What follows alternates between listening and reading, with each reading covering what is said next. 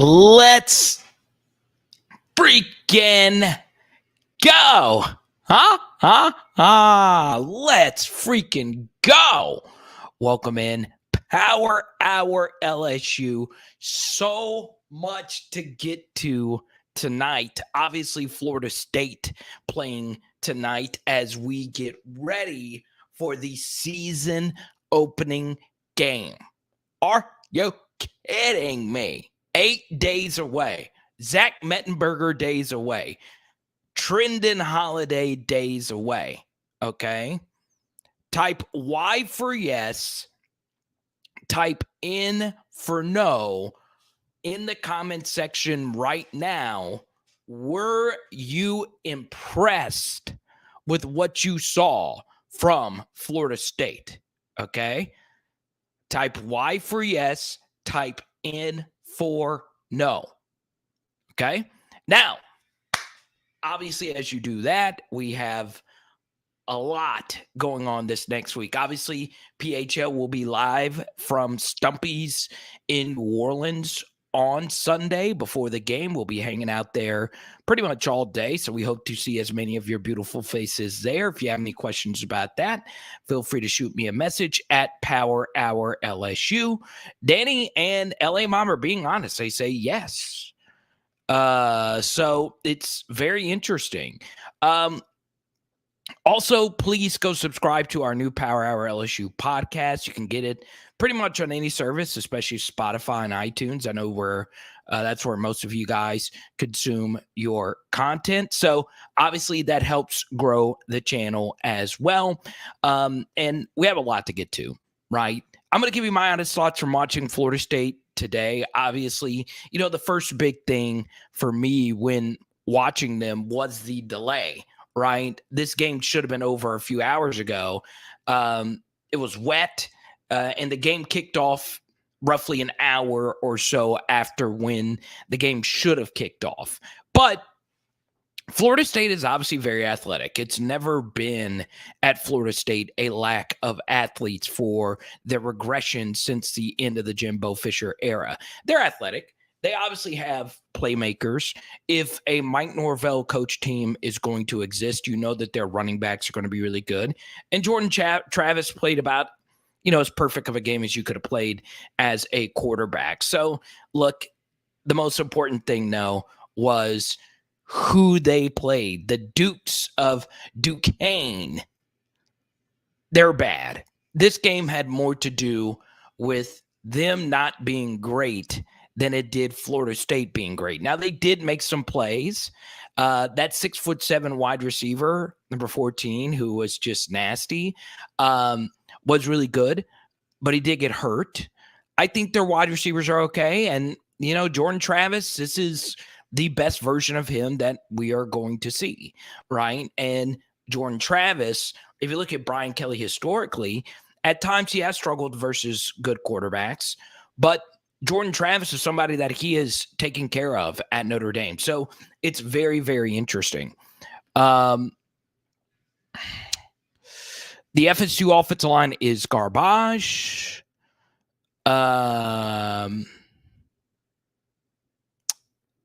Huey called me young. That's good. Dang, Buster is already calling this a blowout. TJ, what's up? One of our many patrons, TJ. Good to see you. Michael James, welcome to the channel. Good to see you, Michael. Mayhem, good to see you as well. Brandon, sick with it. Simper, Michael B. Good to see everybody.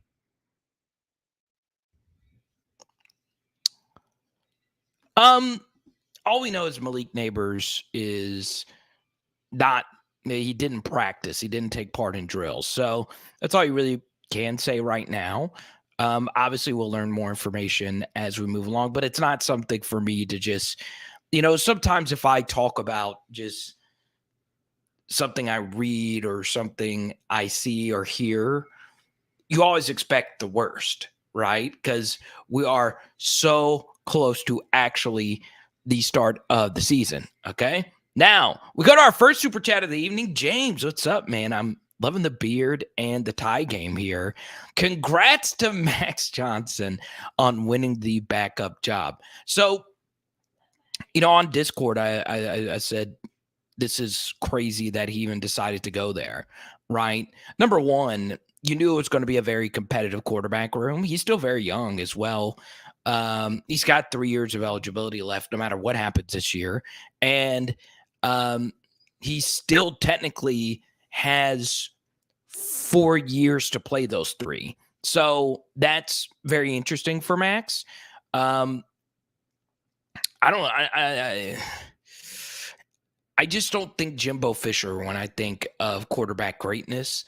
And Damian Craig is now their quarterback coach, which is interesting. But that was a tough job for him to win. I felt Haynes King was going to win this job. More so because of my thoughts on Max, but I think Haynes King is fine.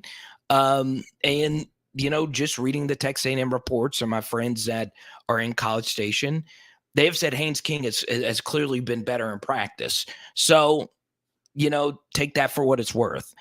I feel bad for Max, but I do think with Haynes King being hurt the way that he got hurt last year, Max still has a really high likelihood of playing. I'm still fading Texas A&M pretty big, though, this year. I really am. So, yeah. Good to see you. Got a lot of people coming in here now. Please hit the like button. Please hit the subscribe button. I know we're getting closer to the start of the season. Feel free to drop a super chat. Feel free to join our Patreon community. It obviously helps us grow as a channel, and subscribe to our new SEC channel, which will touch on anything and everything SEC. I don't know if I'll have a video out from the SEC out of conference matchup of the century tonight between Vanderbilt and the Commodores going up against the Hawaii Rainbow Warriors. So there you go. I love it.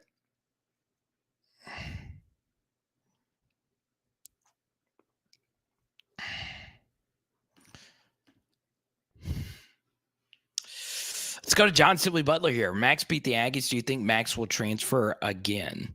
Yes, I do. I think the third string guy is going to eventually be their guy, and I think he's going to be their guy next year.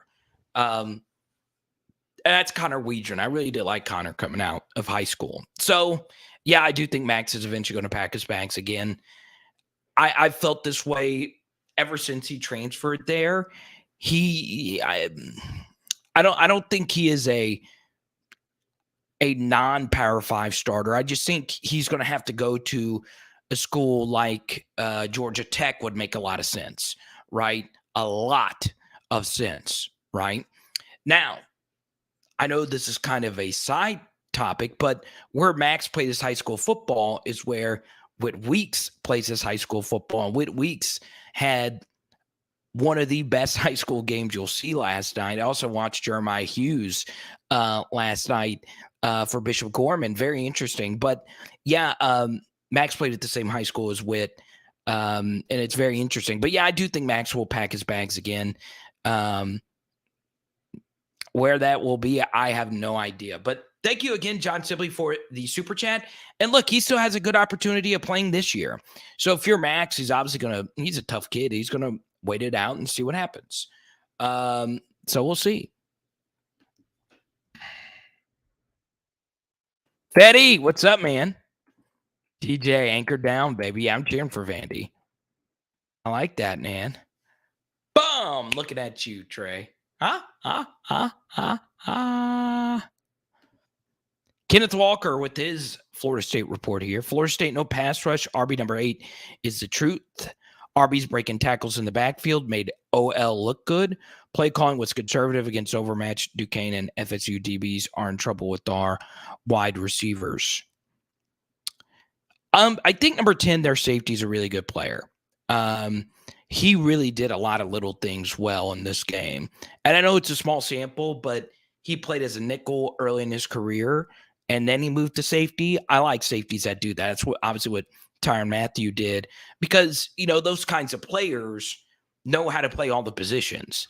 And he can play. He can really, really play. Now, I would say he's probably Florida State's best overall player. and he's going to have everybody lined up correctly. So he did a really interesting thing post snap as far as communication is concerned. And I might do a film study on it. If I get a good, clean copy of Florida State, I'll point it out. But he's really good. And what that tells me is they're not just going to give us a game with coverage bust, right? If you have an experienced safety who knows what he's doing back there, it does a lot, even if you don't believe Florida State's defensive line is that good. They did lose Jermaine Johnson to the NFL draft, but they return a lot. They are amongst the nation's leaders in returning production on the defensive side of the football. So it is very, very, very interesting. Welcome to the channel, Kevin. I don't think I've ever seen Kevin spelled Keven, but welcome to the channel, Kevin. Good to see you. Lily, good to see you.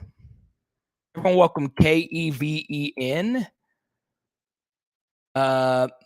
Mason Dixon's in here. What's up, Larry? Good to see you, man. Max transferred out of spite. Good to see the 337 in here. And let me make sure I welcome everybody in. There's over 147 of you in here. Thank you guys so much. Christian, good to see you. LA Mom. I see Semper's in here. Steven. Good to see you guys. So if I don't get to every question tonight, once again, if you super chat, I go straight to it. But yeah, I'm gonna try to get to as much as we can get to tonight. There's obviously some other stuff that I personally want to talk about, but this channel is all about you. That's what these live streams are about.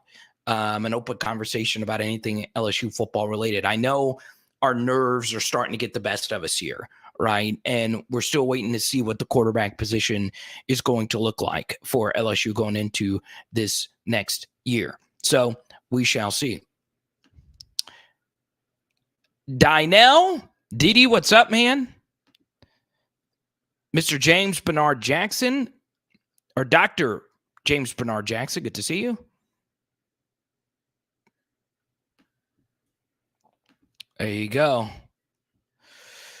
I'm smashing that like button for the GOAT. So, John, this is interesting that you say this. So I watched this game, and we were chatting about this game. It was crazy. What's funny is you think In left their coach in Ireland.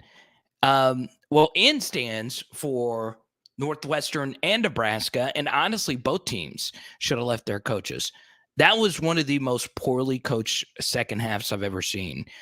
I hate cowards on fourth down. There's a lot of cowardly action on fourth down. Fitzgerald, all these 3rd and 10 runs that he was doing was just crazy. Casey Thompson, their new quarterback, played well. 2 dropped interceptions in the second half of that game. But really the story for us as LSU fans is Trey Palmer looked pretty good. He had a drop in there, but he looked really good. So good for Trey. Wearing that number 3 uniform. I like it. So yeah, I was Trey nothing but the best. It was kind of funny though, because Cajun Panda in our Discord sent me a message and said, hey, it's funny, in the post-game press conference, the Nebraska fans are complaining about the over-rotation of wide receivers. And I was like, where have I heard that before? I freaking love it. I love it. Of course, Mickey Joseph, the new wide receivers coach at Nebraska. So it was very interesting. That was a fun game, though. It really was. And Nebraska, this is 7th consecutive loss by 7 points or less. I think it was tweeted out that's like a record. It's crazy.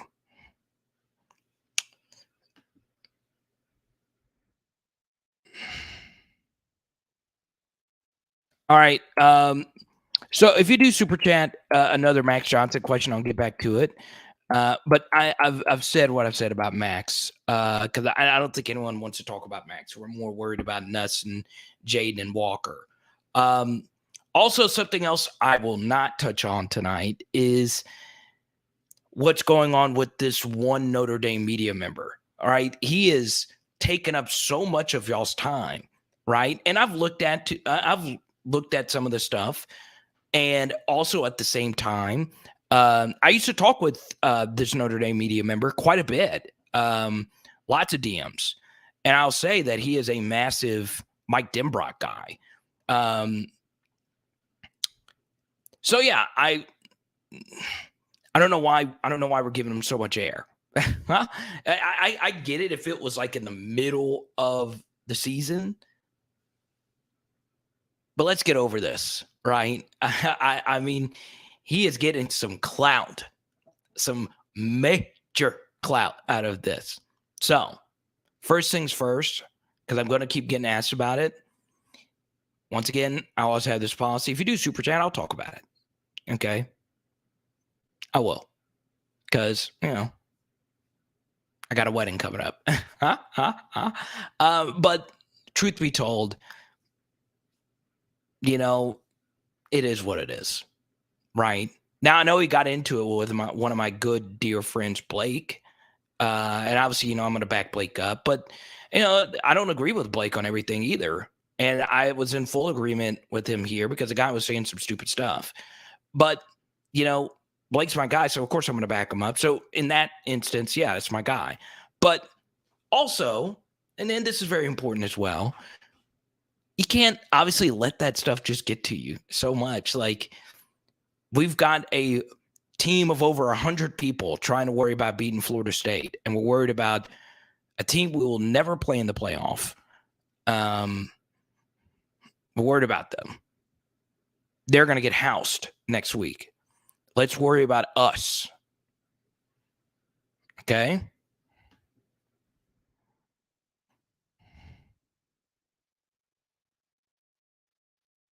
You wanted Nebraska to lose?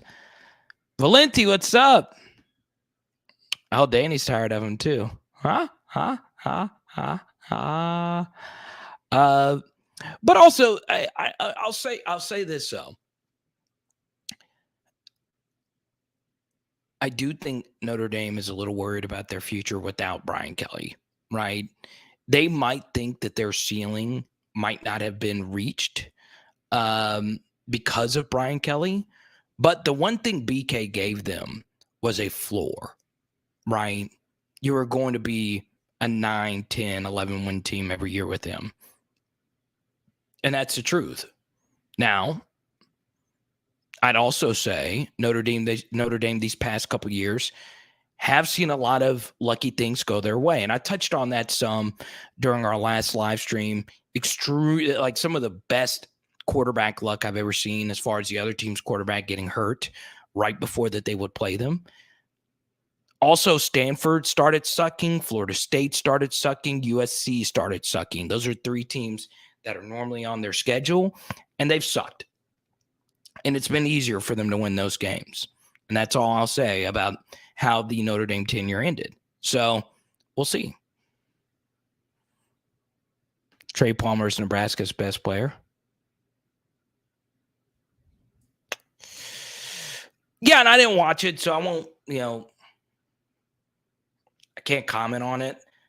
I will say it was sent to me a lot. And there's 189 of you in here. It was sent to me 10 times.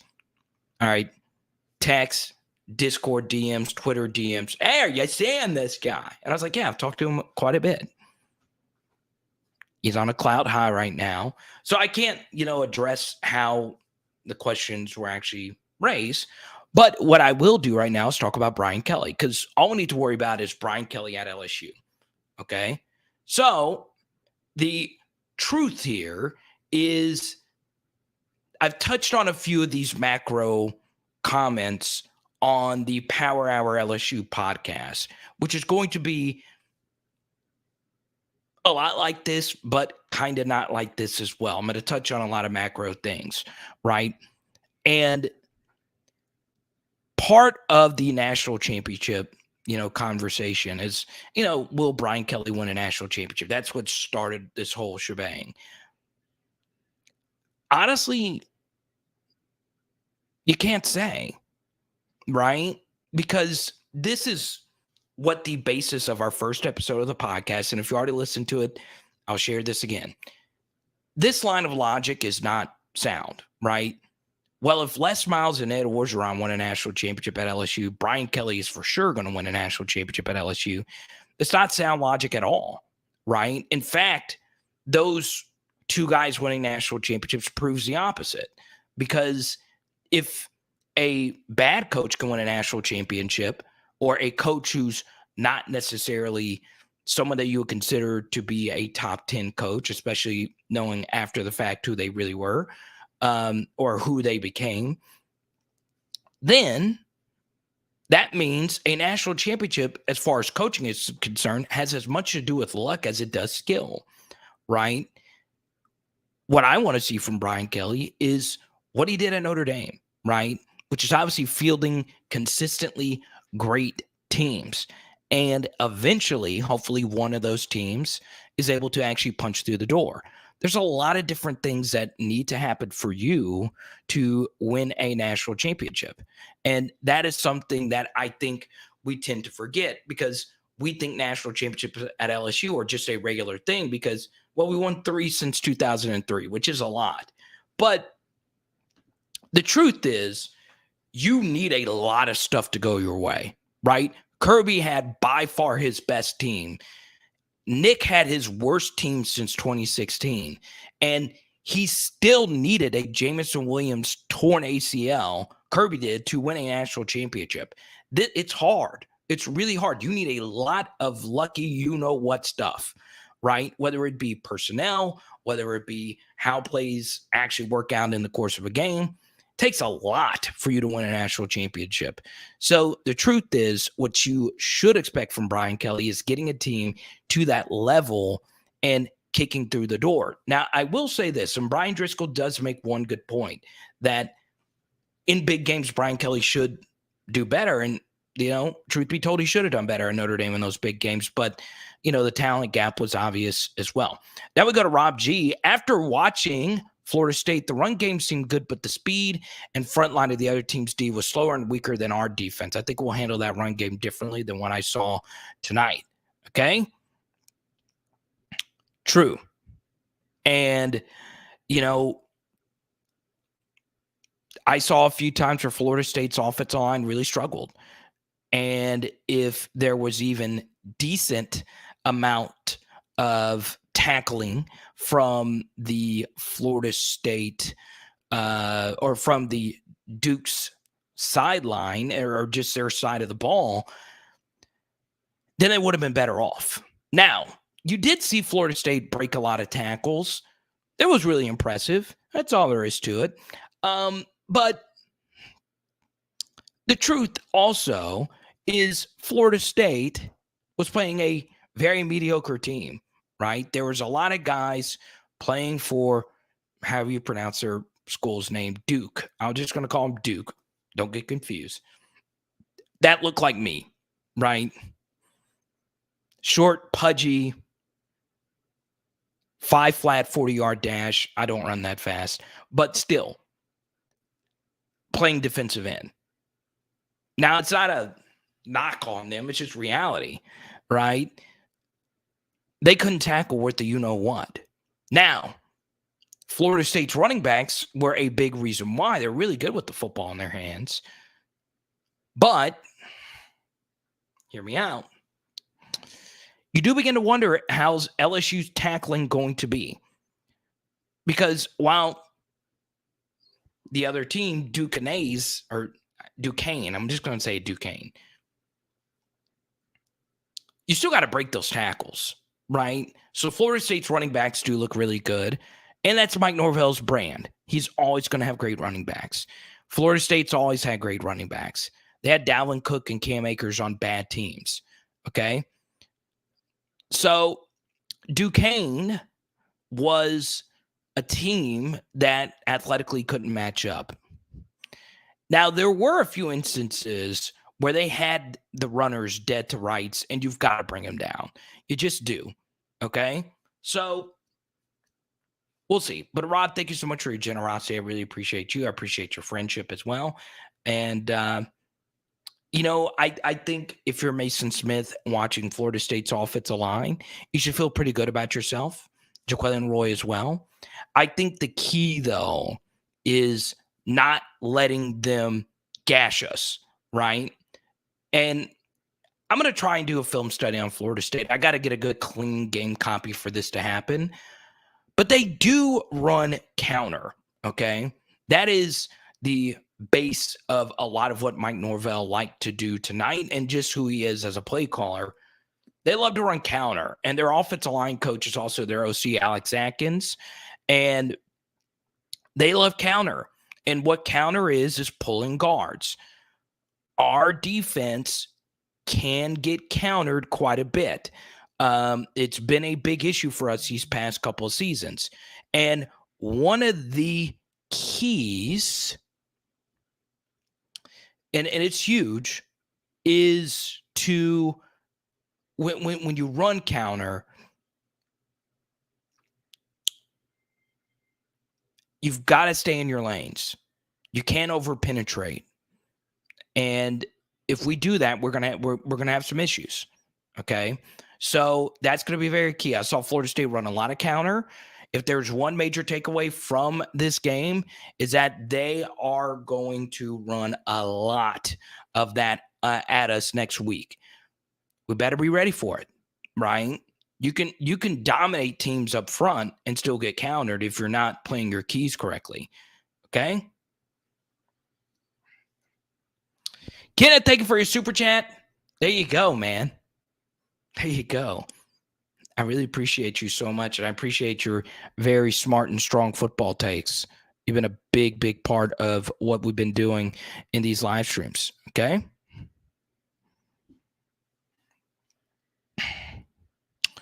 Did you see the 30-yard line tackle of XDB during the interception? Oh, man. Ed, thank you so much. One of our many patrons. I appreciate you and your support. Yeah, that was wild. That was really wild. I couldn't believe that. Huh? I was like, yeah, pick 6. Let's go. Shows you the athletes that they were playing, right? If one of your single digit numbers is returning a pick 6 and he trips on his own feet, like if his name was Daniel Jones, you know you're probably not playing the strongest team. Okay. So we'll see.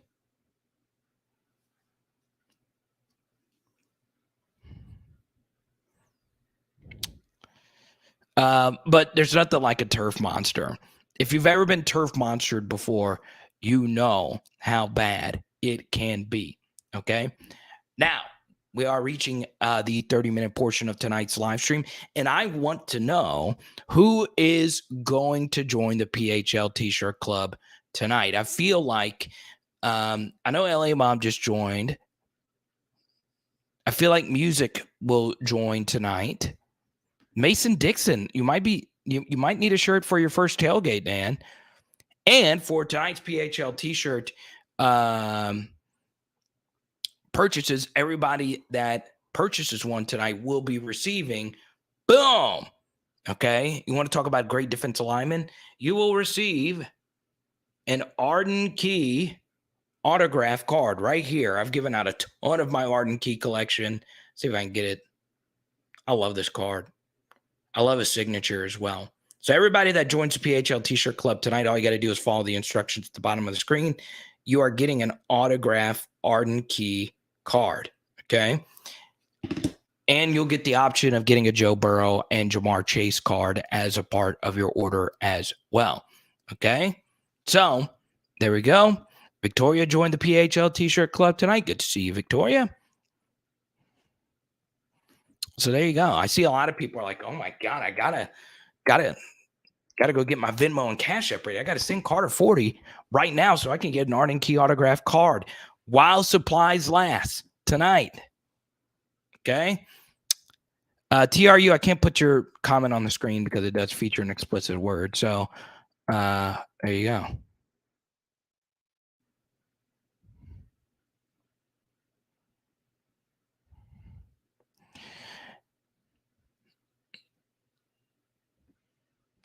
Daryl says, I'm worried about our linebackers. You should be a little bit. You should be. I mean, we had Damon Clark last year who was really good for us. Those are big shoes to fill, right? Big shoes to fill, right? Kind of wish you had this guy.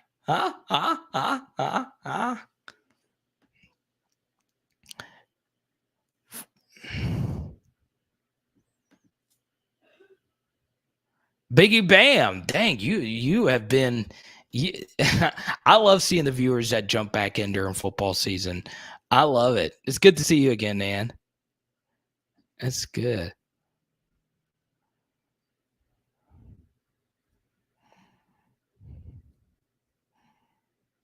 Crawfish seasoning? It's not even season. Simfer fry. We might be able to work something out. Oh, okay, Jason. I'll do that. Maybe that'll inspire much of PHL Nation. Okay. So a little bit later, I'm going to show you a photo of somebody getting their shirt, and it is probably the best t-shirt club reveal. So there's Leonard.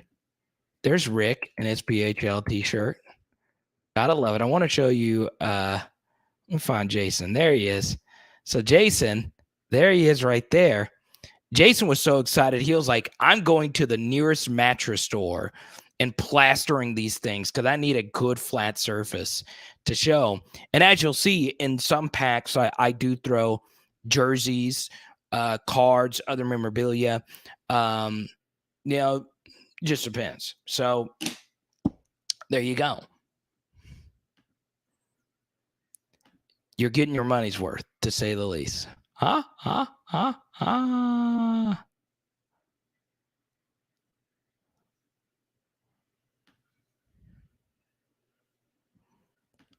Creek's, dang, I like it, Creek. I like it. Yeah, that game was rough for him. But then again, Wisconsin had the ball for the entire fourth quarter, and they had Braylon Allen. Find another one, because she belongs to me. Man, Prime One Direction just hit different. Nah, nah, nah. And they had Danny DeVito in the music video. Nah, nah, nah. 1D, man. Their prime was insane. Find another one, because she belongs to me. Nah, nah, nah, nah, nah, nah. Working the Furman game on Thursday, itching for some football. Let's go Paladins, right? So the station I do radio with in South Carolina, they do Furman Paladin content. I couldn't name one player on their team, but I was cheering on them Paladins. Let's go to Max, holding down the New York City chapter of PHL. Max is also a member of the PHL T-shirt club. ESPN about to have FSU favored just because they beat Vacuum Man.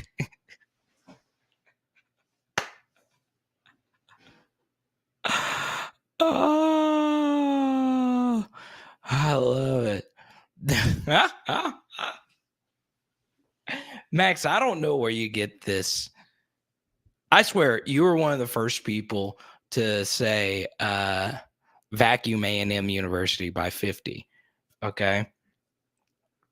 But still, should be interesting to see the line. It's going to stay at LSU -3. You might see it dip because Florida State did play such a public game and they were so dominant. And recreational bettors do tend to look and see, well, Florida, LSU sucked in season openers these past couple of years. So let me go put some money on Florida State, right? And that line could dip down some.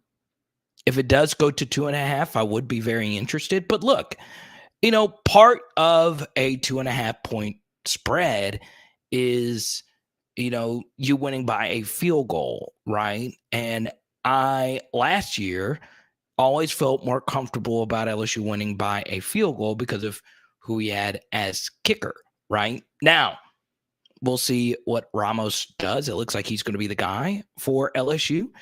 But we'll see. We'll see. I am very interested to see the line, but I just can't get over Vacuum A&M. Clint Dempsey was a Furman Paladin? I did not know that. The more you know. There's a rainbow.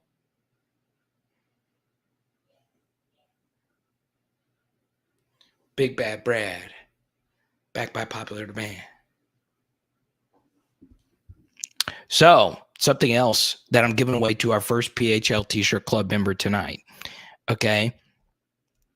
The number one NFL wide receiver that has been mentioned on PHL. I actually went and looked this up. Okay. The number one NFL wide receiver that has been mentioned on Power Hour LSU over the past 3 months, and honestly 5 months, okay, since Jaden Daniels has come to LSU. Can you name it? This is trivia, okay? I promise I'll get back into LSU stuff. Can you name the number one NFL wide receiver that has been mentioned in my comments, in live streams, more than Jamar Chase, more than Odell Beckham? Can you name the one NFL wide receiver that apparently is a big, big star? It is not Jamar Chase, okay? It is not Jamar Chase. It is not. It's not Justin Jefferson. It is not. In fact, it is someone that didn't even play at LSU.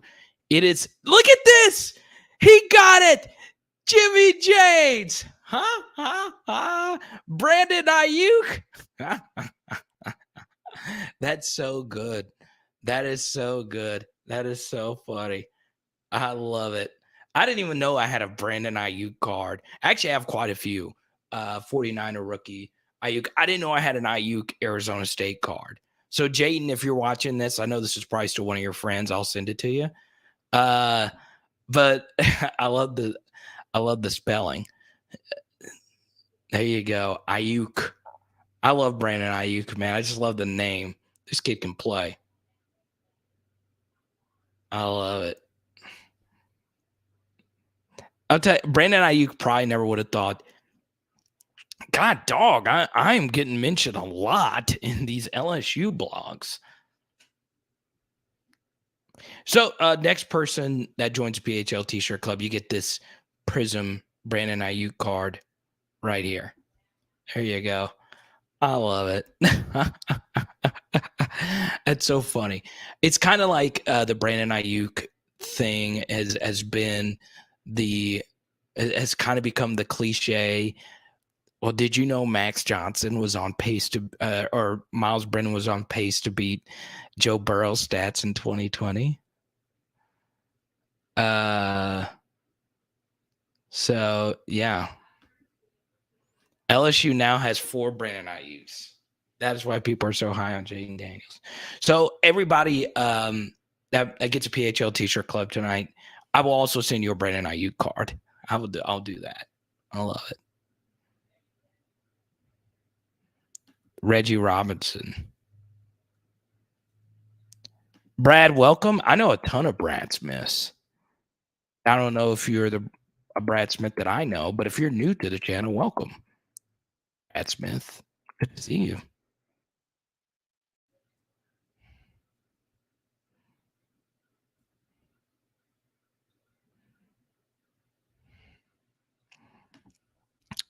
Oh, Rev, you know, you're dying to get one of my PHL T-shirts.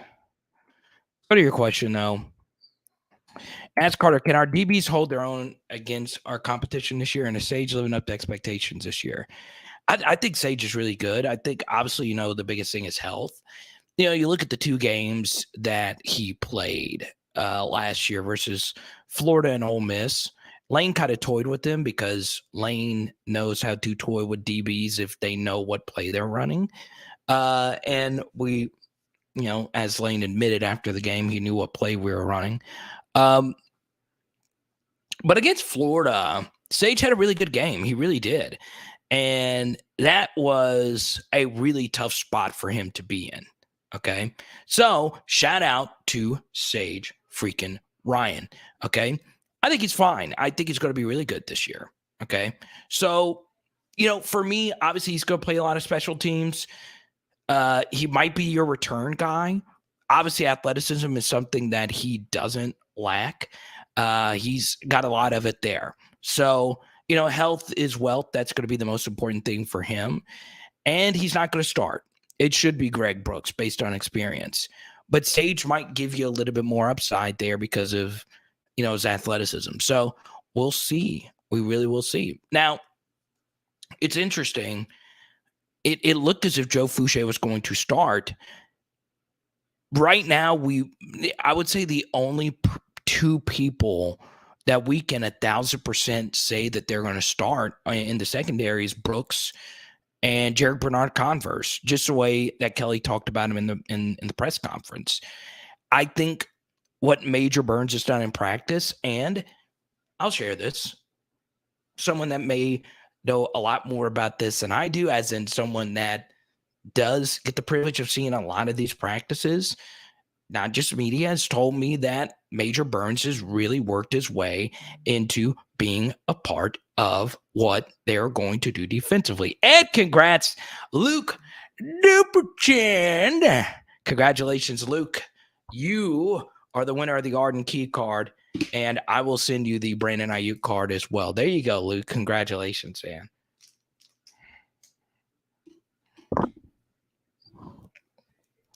Luke, shoot me a message at Power Hour LSU on Instagram or Twitter, or you can email me, powerhourlsu@gmail.com, and we'll link up, and I will send you the swagger here. Congratulations. Taking preference out of the picture and all the narratives of hype, which QB do you think matches up best to move the ball against Florida State's defense? Example, will it need more deep ball or intermediate based on their one safety? So this is what I think they're going to do, Danny. And this is how I have felt what Florida State was going to do defensively. They're going to play off, right? They are going to force us to run the football and nickel and dime them up and down the field, right? So no matter who is at quarterback, they are not going to let us beat them deep, right? I do like Florida State's defensive line. I do think they're fine. Obviously, they lost Jermaine Johnson, who is just a monster, freak of nature. And I'm still shocked he went so deep in the first round. I mean, there was rumors about him going in the top 5, and he went number 27 overall to the Jets. He can play. He can really, really play. But he's gone. Still, Florida State's defensive line looks fine. So what they're going to do is they're going to trust their guys in the box to play with light boxes, and they're going to force us to run on them. We don't have running backs that are good enough to go out there and win on their own, right? And do really incredibly special things with the football in their hands. We just don't have it. So Florida State is going to make us beat them running the football and with the intermediate passing game. That's just how it's going to be. And, I like Florida State's safety pairing. I think they played really well tonight. And I understand they weren't playing the best competition, but everything was covered. One of their wide receivers from Duquesne did drop a very catchable ball. So, I mean, you could still get vertical on them. But I thought their secondary looked good. I did. Maybe a little bit of eye test. I would need to get a second rewatch of this game. But, yeah, we'll see. We'll see what happens. But thank you for your super chat. I would say Jaden, though. I would. Excuse me. I would say Jaden because he does give you an extra dimension in your run game. And I think that's what we're going to have to do. I think we're going to have to run on them, right? If you were to look at Florida, if you were to look at any roster and you were to see all, like, their studs are on offense or your deep ball receivers is all in the wide receiver room. Make them nickel and dime you up the field. Now, something I will mention, right? And this happens a lot with practice reports. Many of you that have been with me for a while, you guys know when we actually do get footage, we do break it down deeply, and we do a lot of videos on stuff like that. But, and this is very important, okay?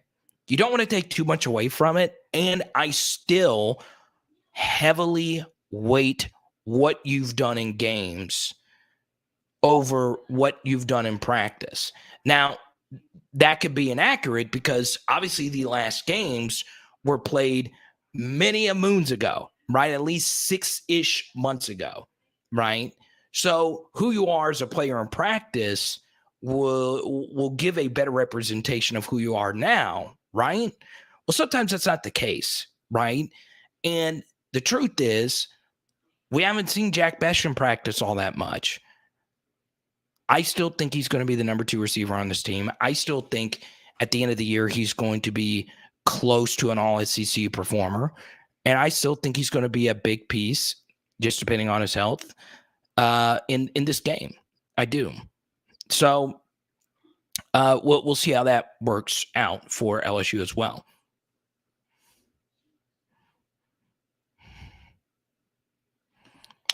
Good point, Brett. What's interesting, Brett, is I saw a lot more centers throughout college football doing the dead ball snap today, right? And that's what Garrett Dellinger does. It's rare. It's very, very rare. Blake and I had a private convo about this recently. It's rare. You don't see it that much. And that's what Dellinger's going to do. So maybe that's just a thing now in college football.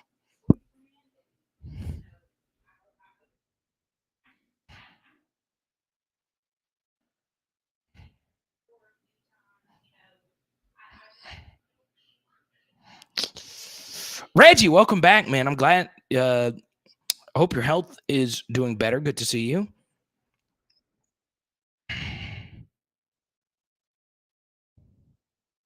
Reggie still likes LSU over Florida State. Monte Adams, what a beast. What a beast.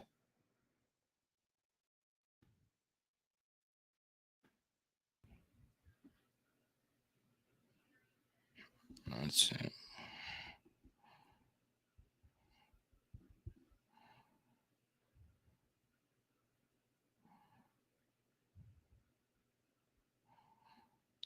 Let's see. Someone sent me a message saying the video looks choppy. I don't know. Type Y for yes, type in for no. If you think the video looks choppy, sometimes it could be, your internet connection. I don't know. I'm not able. So type Y for yes, type in for no. Josh, good to see you.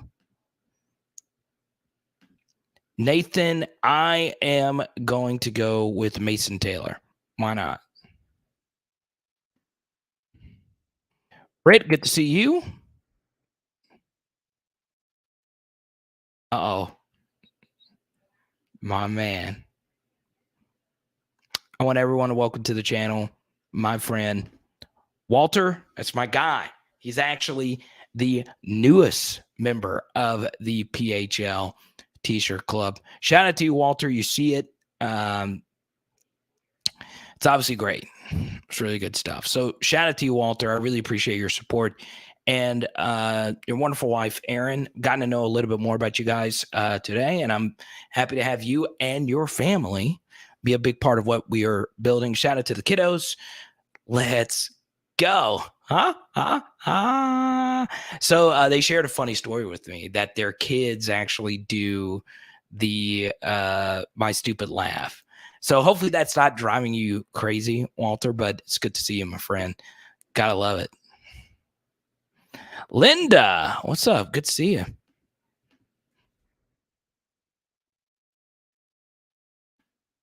Waiting on Walter to comment tonight. I know y'all just like to watch and all that, but I wanted to shout you guys out tonight. That's good. Brad's really high on Noah Kane. Hope you're right. Golden opportunity.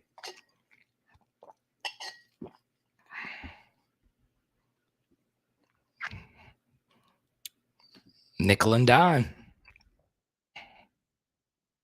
So yeah, that's the thing. Florida State, to finish up here on Danny's Super Chat, what they're going to do is they are going to force us to play the intermediate passing game, right?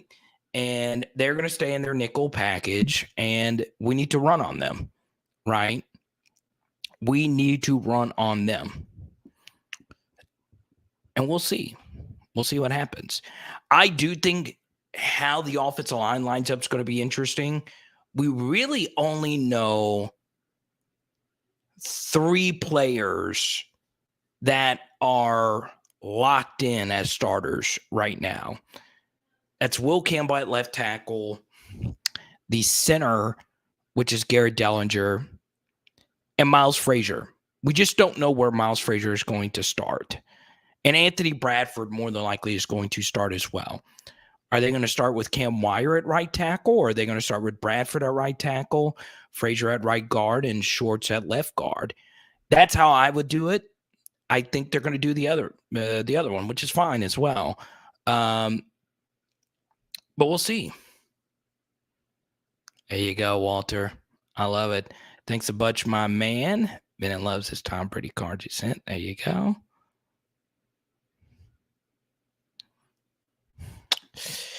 Yeah, Jason, what's interesting is, if I'm not mistaken, there's not been an official announcement from LSU or the NCAA or whoever if there is a suspension or not.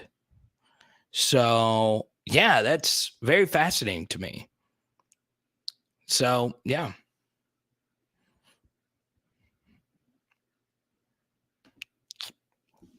Let's go to Walter here. I think FSU's O-line is going to have a tough time against the Tigers.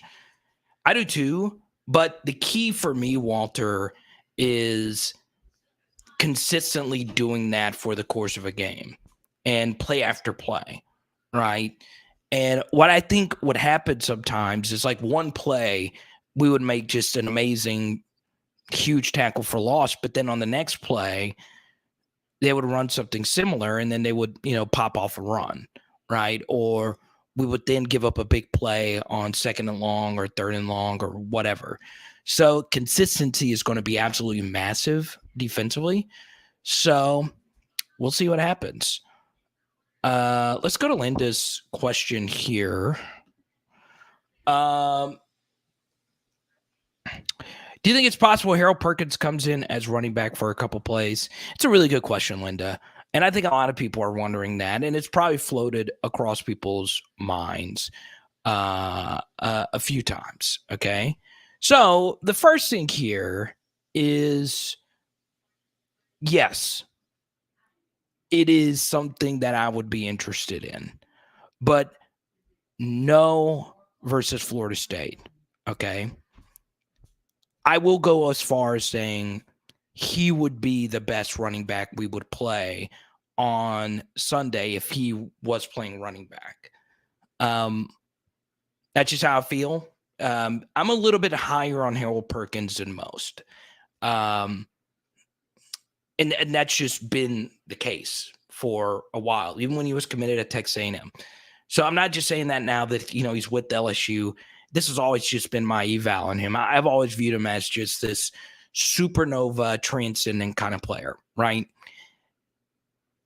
And I reached out to a few people, and they said, well, yeah, I think he's really good as well. And I think he's the best running back recruit in the country who is playing a different position. Now, why is he playing linebacker? I don't know. But I think we think of football as a sport where you absolutely know what your best position is going to be, right? I think of a lot of LSU players who I think would have been better at another position than where they are right now. And For me, I think Harold Perkins is a better linebacker than he is a running back, but I still think he's a really, really good running back. Where the issue comes in, though, Linda, for that is knowing the playbook, right? This is a kid who just came in fall. He hasn't really played a lot of what he's doing now, this off-ball linebacker position, so he's learning a new position. And I think the issue would come, okay, we're going to put him in at running back. Well, there's a lot of pass protection calls at running back. Now, it's not me saying he can't pick up on that. It just takes time for that to happen, right? And we think of running backs as sometimes we think of them as pass catchers, but oftentimes what you do as a pass protector is more important than anything else. If we know that a pass is more analytically proven to help you win a game than a run, then we need your pass protection to be sound, right? Because if a running back is staying in to pass protect, more than likely that is going to be a longer developing play, which in turn is more than likely one of your deeper throws that you're going to make. We did a video on Patreon about this with Miles Brennan, with John Emery. Okay, so there was this viral video of Miles Brennan throwing a long touchdown to BTJ earlier in the fall camp, right? And it shouldn't have counted because we blew a blocking assignment, and John Emery could have saved the day, but he whiffed the guy, and Micah Baskerville would have had a strip sack, and Miles would have gotten clobbered in an actual game situation. So you take that into equation, right? That's a 60-yard touchdown that would have been wiped off the board, and instead it would have been a strip sack, potential fumble going the other way. So, that could have been a 14-point play just on one missed block in pass protection. Where, as a runner, if you're a running back that would gain 7 yards over a replacement running back who would have gained 3, yes, that running back who gained that extra 4 yards is helping you win. But if that same running back can't pass protect, then, you can't have him out there on the field. Now, it would be nice if you had Clyde Edwards-Helaire who did everything, or Jeremy Hill who did everything. But, those guys just don't fully exist. So I would think Harold would, if we were to play a running back on this next Sunday, I think Harold Perkins would be our best running back. I do. And, it's not saying Noah Cain and Josh Williams and those guys can't get the job done. I think Harold should stay in linebacker. It's just one of those things, though, where if you've been working at a position, then they're asking you to play something completely opposite. It becomes difficult. So there you go. It was a really good question.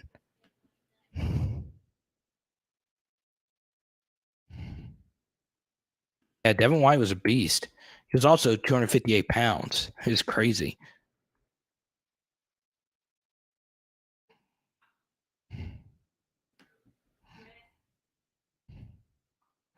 Keaton thinks FSU's in trouble. Good to see you, Keaton. Hey, what's up? What's up, Blanche?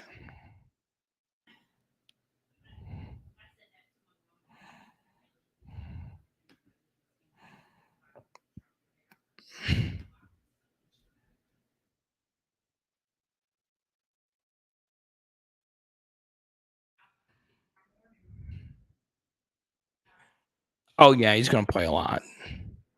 It would be malpractice if Harold didn't play. Malpractice. You can't have a prize thoroughbred stay in the stable, right? But then again, once again, I don't. With any player who just signed up in the fall, whether it be him or Mason Taylor or Emory Jones or Noah Cain, do they know everything that everybody from when they were in the spring? Are they ready to go? We'll see.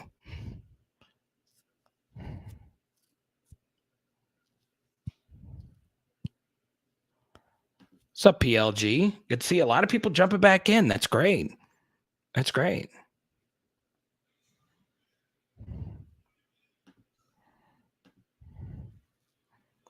Okay. Do this. Right here, I want to see. Oh, look at that. Power Hour SEC. Look at this. I remember when I first revealed this, we were only at 16 subscribers. Power Hour SEC, now up to 120 subscribers. Thank you guys and gals so freaking much. I really do appreciate it. Keep growing that thing. There's 212 of you in here, but 120 subscribers. Get to it. The link is right there. Okay.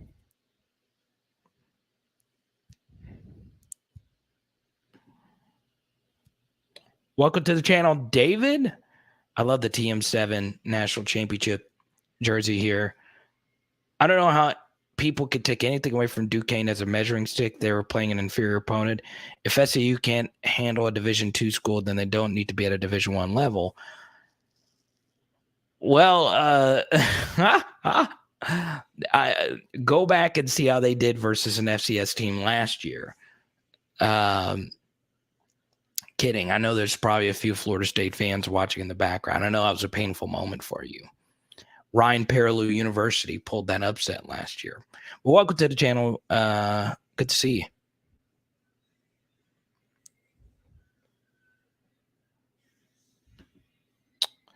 Yeah, I got to get to 1,000 to be monetized. But, first thing, I just want people to know about it. Got 3 really cool videos up there.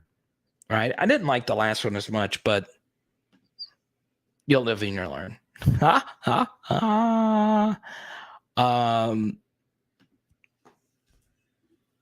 Let me pull this up.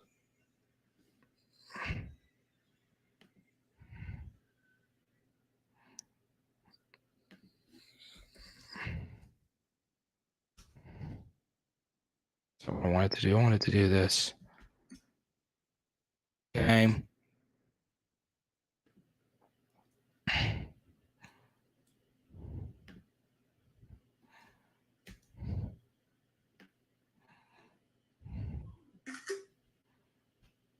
There we go.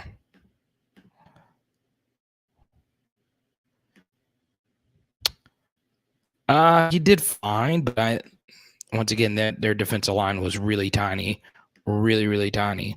I think Mason Smith equals 2 of their guys, and I'm being honest.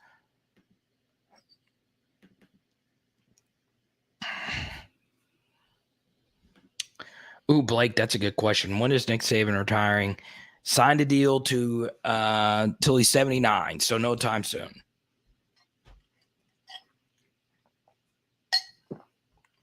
Those Aflac checks are clearing. Blake, thank you for the super chat. I really appreciate you, man. Thank you so much. I get double super chat. It's almost time. I really appreciate you, my brother. When is Nick Saban retiring is a real question. Now he's locked in till the end of time, essentially. I want you to think of Russ Cole. Time is a flat circle. I need a Lone Star can. That's still one of the best shows of all time.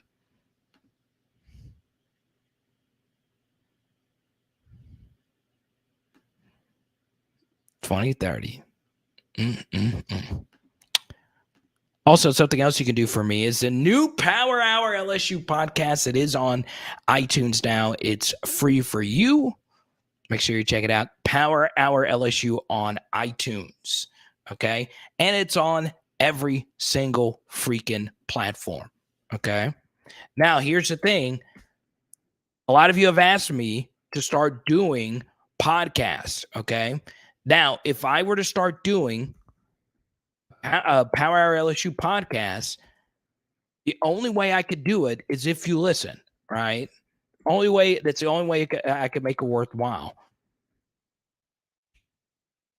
And it is different content than what I do here. Okay.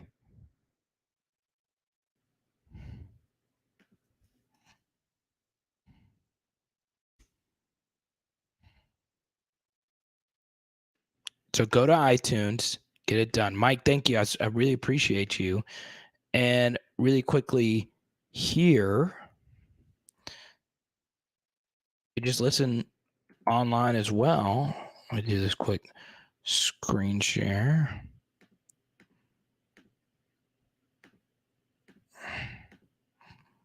Bang. Power LSU. RSS.com/Power Hour LSU is where you can listen to it just simply online. Okay. That's it. Okay. Power Hour SEC done. Joe Paterno was 83.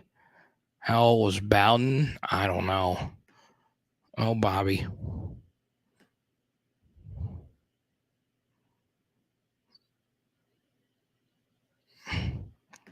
Yeah, Kenneth, I don't know. I really don't. Jay Sams, welcome to the channel. Everyone, welcome Jay Sams to the channel. I would go Converse. Honestly, Richardson right now. And then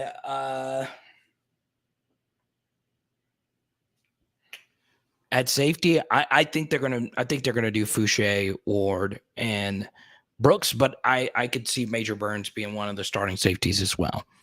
Okay. Really good super chat here from Blanche. Blanche, thank you so much for always supporting me and really being a big part of what I've always done. I really do appreciate you. Do I think JJ 10 will transfer? Poor guy might not see the field much. Dre Jenkins is going to play a lot. Okay. A few things here. I understand that Malik Neighbors has really dominated this fall camp, and Brian Thomas Jr. has as well. But Dre Jenkins has been one of the biggest, clutchest wide receivers for LSU over the past couple of seasons. Okay. Now, is he the absolute most amazing burner of the world?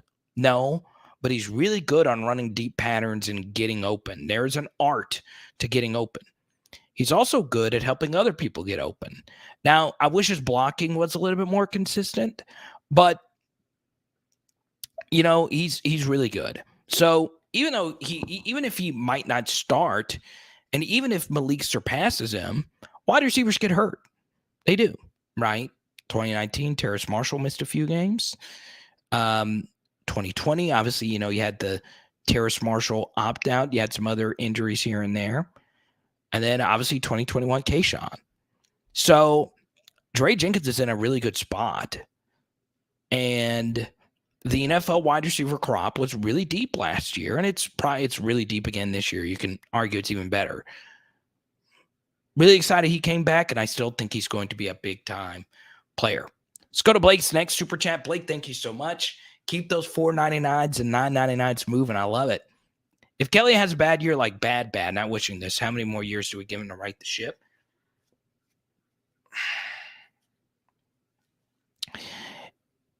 Like if it's bad, I mean, you're talking just pure atrocities that we've never seen before at LSU, too.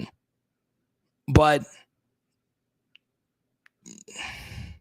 you go 6-6, 7-5 this year, you're fine. But the next year, especially with the way the schedule shapes up, that one needs to be no less than 8-9-3, 10-2 campaign. It's crazy. It's absolutely crazy. So, yeah, he's a really good player. Dre Jenkins. And Brian Kelly's a really good coach. So it'll be fine. I think I wouldn't worry too much about that, though. He's locked in, though, with the contract. He's locked in.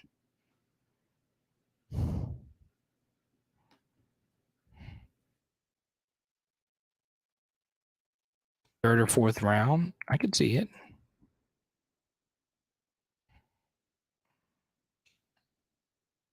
I can see it.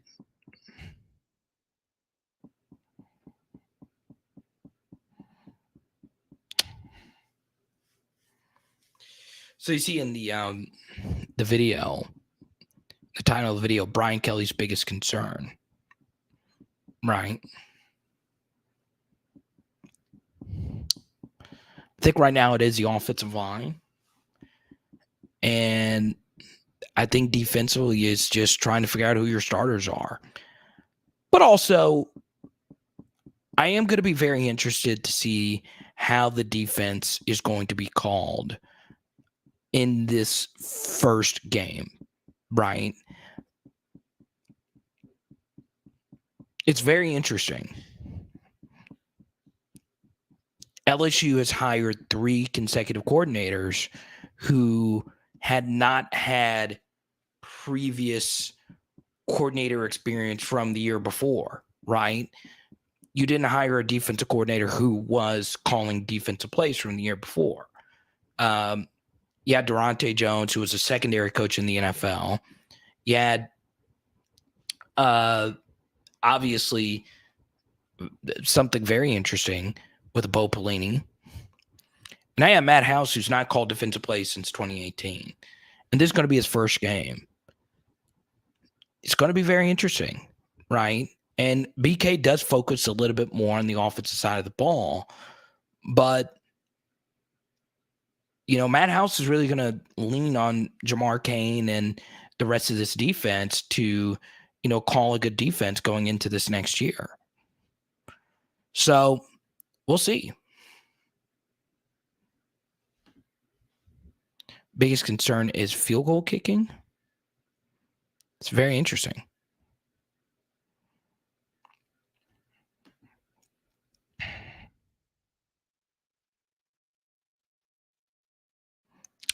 So I hope all of you have subscribed to the Power Hour LSU podcast. There you go. Now, friendly announcement. We currently are growing our fantasy football league. Type Y for yes, type N for no if you would like to join the Power Hour LSU Fantasy Football League.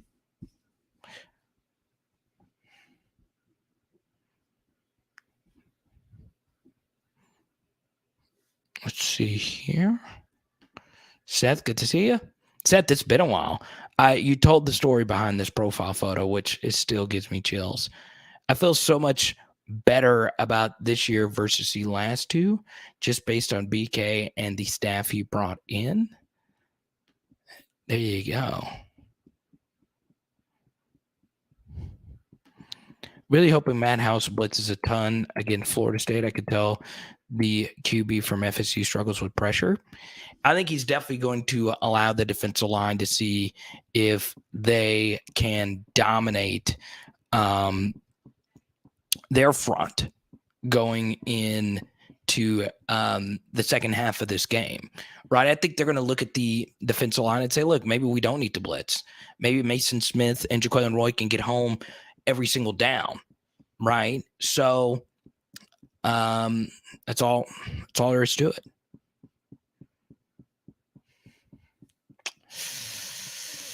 Did DeColdis catch any balls tonight? He is hurt, unfortunately. But Trey Palmer caught quite a bit. JT wants in. What's up, JT? I love the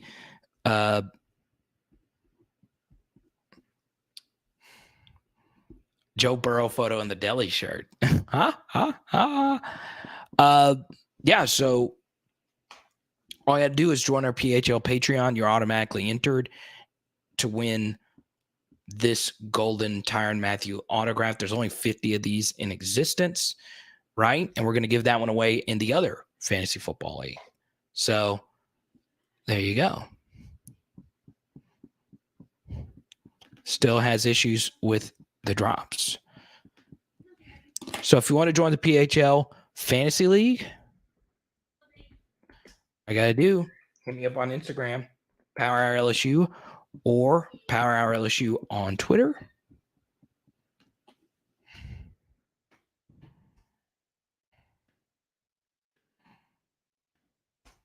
And if you sign up for the Patreon, you're automatically entered into the Power Hour LSU Football League. Patreon.com/LSU Football. That's all you got to do.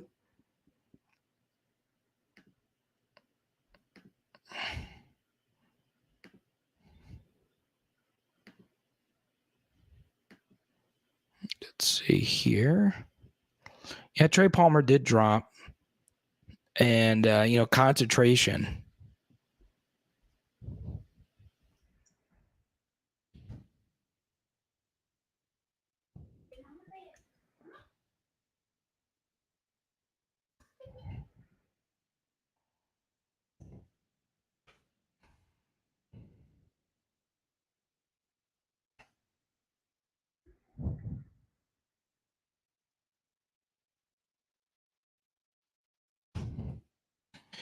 Yeah, he dropped a 50-50 one, and then I think there was like another one mixed in there, but that game was just so freaking good.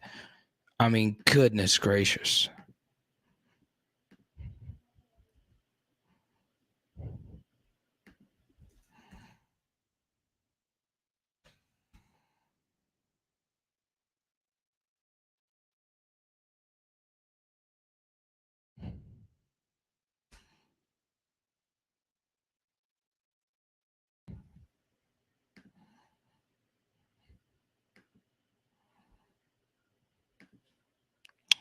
Yeah, but we're going to focus on moving forward. But yeah, especially this year, I mean, this team should have been loaded. A B. There you go.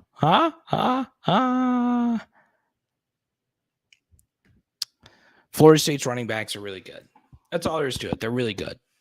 That's definitely one big advantage that they have over us, right? They've got some guys that can really tote it back there.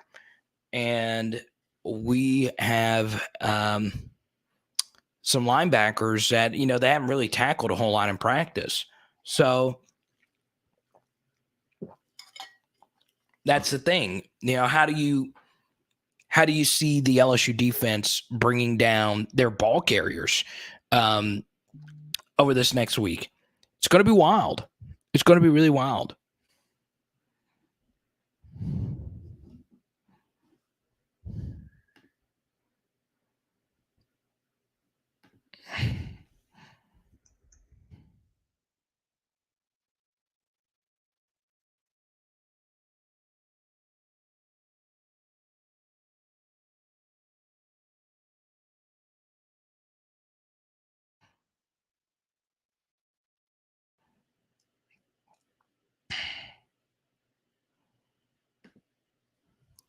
Yeah, we got the swag. How do we stack up at linebacker wise this season? We'll see. They're deep. They're really deep. But who are going to be the two studs? I think it's wide open. Baskerville, Jones, Penn. I think Jones and Penn will start. Baskerville and Perkins will be two key backups. And West Weeks, Kobe Fields will be in there as well. And then, of course, you have DeMario Tolan. Haven't heard a whole lot about him, but we'll see. We'll see.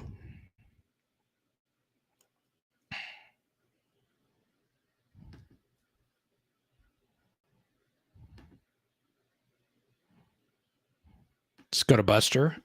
Things to watch next week: our pass rush with the D-line, our senior defensive back coverage, our linebackers wrapping up when tackling, our wide receiver getting nasty with routes, QB accuracy, O-line pass protection.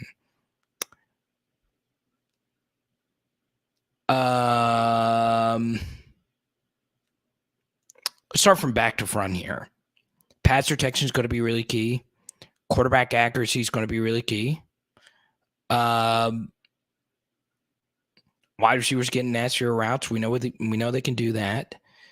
Linebackers wrapping up when tackling. That's going to be key as well.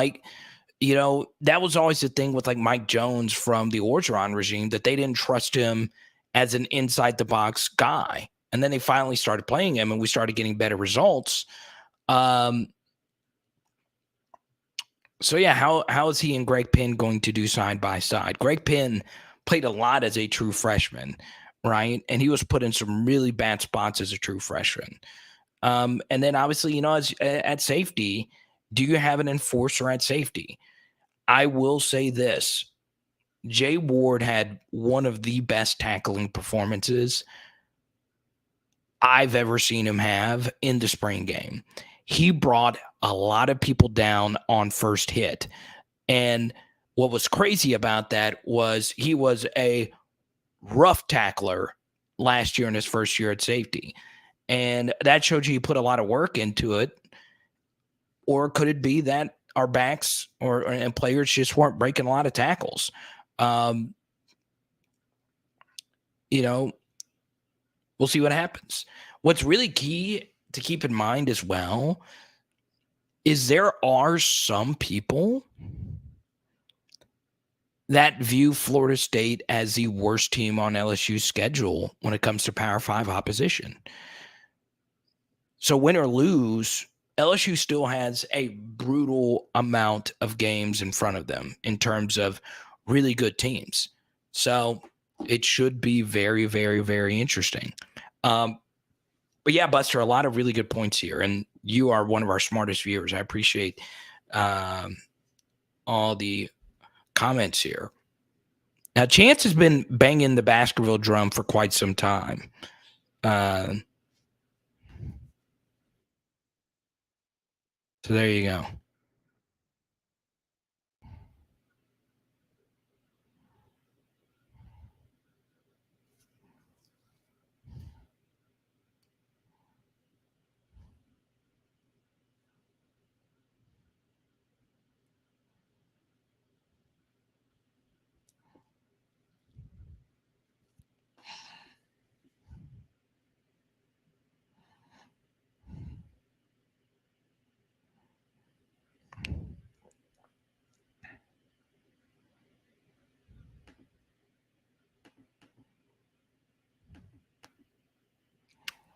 Let's see here.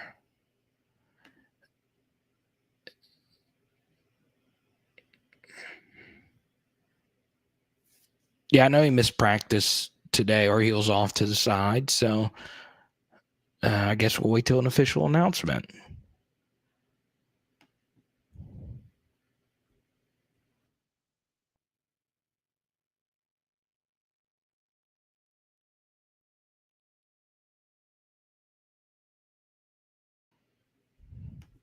FSU doesn't have the O-line to spring their running backs against LSU. Maybe, but they run a lot of counter. And in the spring game, counter was what we were struggling to defend. So, it's going to come down to Roy, Guillory, Mason, Wingo if he plays a lot. I do think the rotation will be those four guys, and we'll go from there.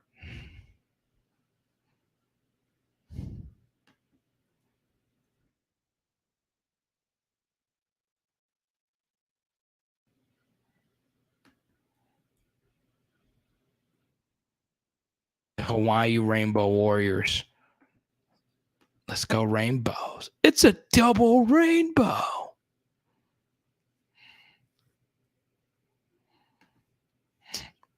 Les had his 2008 defense disciplined and ready to shut down the Georgia Tech offensive 2018 Peach Bowl when they ran counter.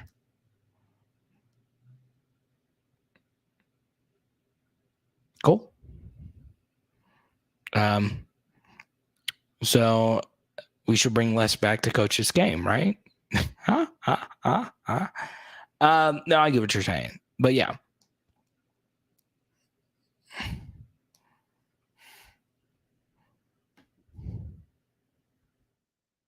Jordan Travis looked good tonight. I know the competition wasn't great, but he still delivered. I give him that. A few other things, as far as LSU is concerned, one thing I found to be very, very interesting is how much different people view the polls and what the computers will actually say about LSU. I've been doing some research on this, and it's kind of interesting. There's some analytics people that actually like LSU a little bit more than most. And one thing we tend to forget about the SEC West, and I have been pumping up the SEC West as being a bunch of really good teams this year. There are a lot of good teams, whether you look at talent, whether you look at quarterbacks, whether you look at anything really. One thing I find to be very, very, very interesting about the West is, well, some of these teams might flop. That's the craziest thing about it. There's a lot of transfers that have gone to a lot of different teams. And part of the reason why you transfer is you're either A, not good enough at your current school, B, your coach left, so you just want to see if you can improve your situation or go somewhere else where your coach currently went or whatever. Or C, you weren't good enough to get drafted. And there's a lot of these kinds of players that went from one school to another. And that's what's really crazy to me. Okay. So yeah, I think those are very important things to keep in mind when you look at a lot of these teams, right? And you look at a lot of these players. Some of them just might not be good, and they're just going to a new situation because of an opportunity, because they wanted to go somewhere new. So we shall see.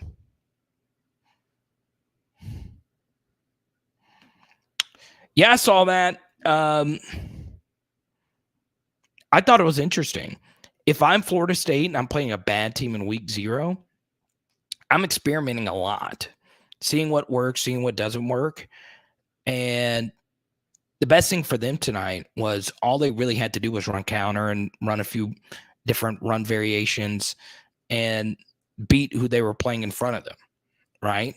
One thing I will say, okay, and this is going to sound sinister, but it's not, okay? What's the deal? And I hope, I doubt somebody from Florida State is watching this right now, but what was the deal with Florida State's backup quarterback? He looked like a kicker. Like I thought when he rolled out there to take over for Jordan Travis, I thought they're getting ready to kick a 75-yard field goal. It would actually be what? 25. 92-yard field goal. But that kid, it looked like one gust of wind and he's gone. I was like, man. And just by looking at him a few snaps, I know it's just a few snaps, he's probably not that. The interception he threw was bad. Really bad. And he's not like this God tier athlete. If something were to happen to Jordan Travis, LSU was a lock to win next Sunday. A lock. Because that kid couldn't play. I was like, that. You can't go into the season knowing that's your backup quarterback. And I know it's hard to get backup quarterbacks to stay because of the portal. Yeah. Yeah,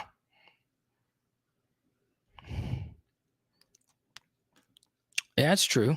That's true.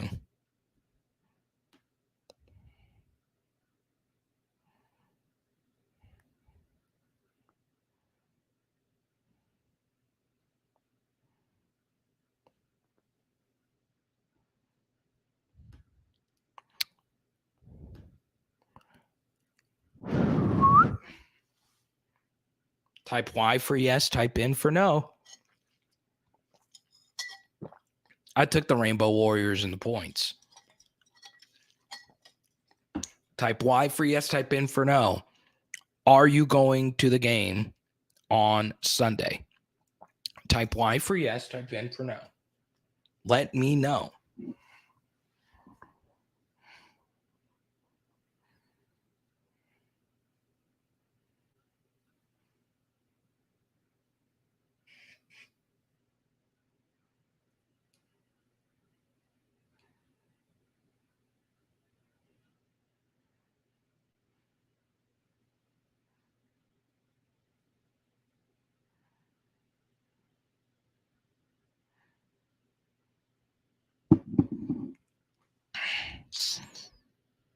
Big boy, good to see you. Dang, nobody's going. Man, I'd be sitting at Stumpy's by myself. But yeah, y'all should come hang out pregame. I mean, I'm gonna watch a good bit of the game there. Still trying to figure out what I'm gonna do post game. See, yeah, Little Hyde, I don't know. I don't know why he'd be asking me because I mean I don't even know what channel it's on, honestly. So yeah, what I'm guessing. So it's on CBS. That's interesting. People think they're going to be tuning in to 90210 or another Shamar Moore drama. What is this? Hawaii and Vanderbilt? I don't even know where Vanderbilt's located. Show me the guy in the 90216 Hollywood Med, East Side Med medical drama. There's so many of them. There's CSI Miami, CSI New York, CSI Chicago. Next thing you know, you're going to have CSIs everywhere. CSI Anchorage, CSI Plaquemine, CSI Mandeville, CSI Ruston.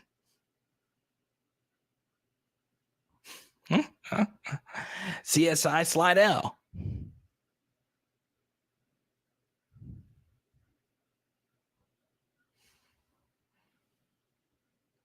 CSI, I don't know. Where should comment right now? Where should the next CSI be located? Walter, I don't watch preseason NFL, and it's not because I don't like preseason NFL. I actually like preseason because you get like these stories like John Trey Kirkland getting to score a bunch of TDs and all that stuff.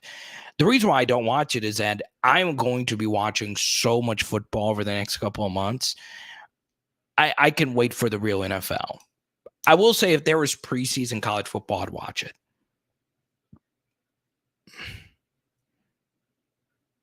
CSI Cutoff, CSI Seattle, CSI Manny. I could see it. CSI Austin, CSI Red Stick, CSI DC. Isn't there a CSI DC?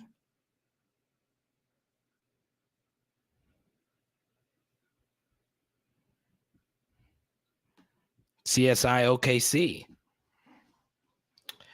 I could see it now. What's the name of the redhead guy with his glasses? Let me get to the middle of this Chet Holmgren foot situation. What's his name? What's the name of the actor? Oh man, B, what's up?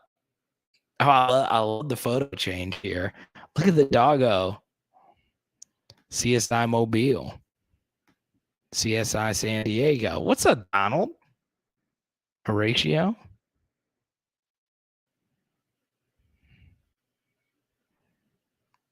Ray, what's up? Mash the like button. So there you go. A few more thoughts here. Okay.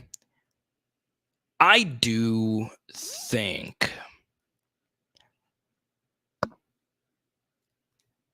does LSU have enough talent on this national championship to win, on this roster to win a national championship?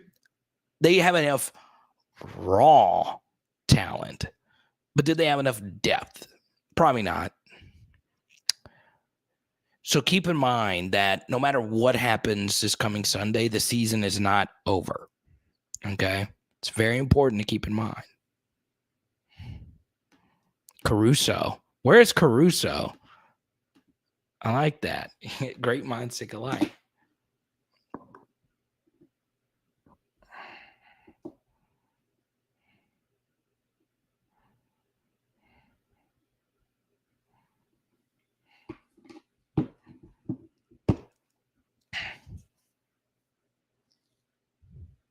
Just think we could be watching Jack Pesh light up Hawaii right now.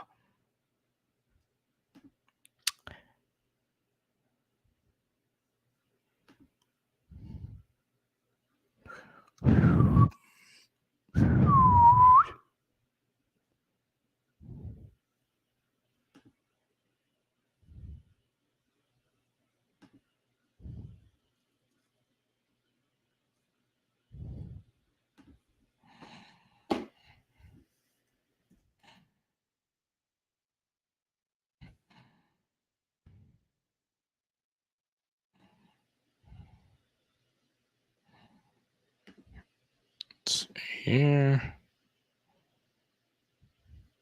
Florida A&M looking good versus North Carolina. Really? They have 2 people eligible. Two people. They're still getting it done.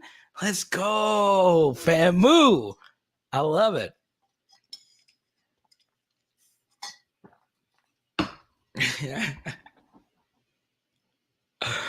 Oh, man. Let's get it done. Let's go.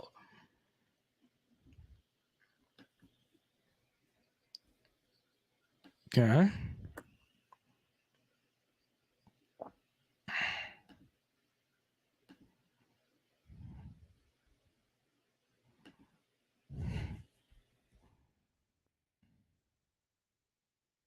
Oh, David Caruso is the name of the guy.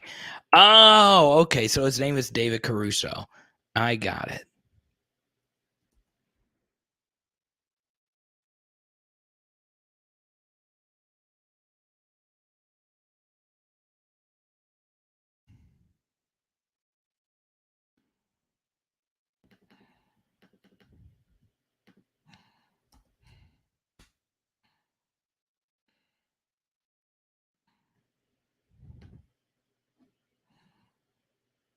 The helmet's strapped on. Let's go.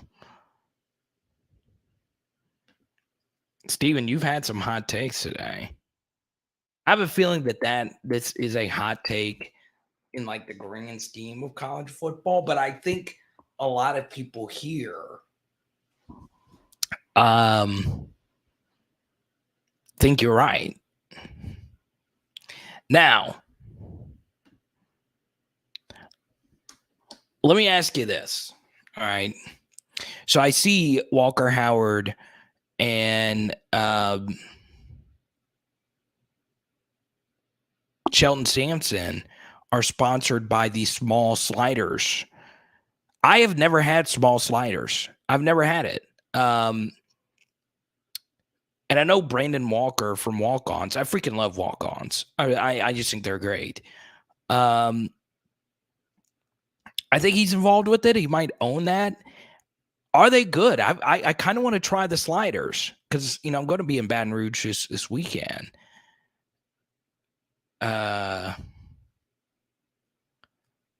So yeah.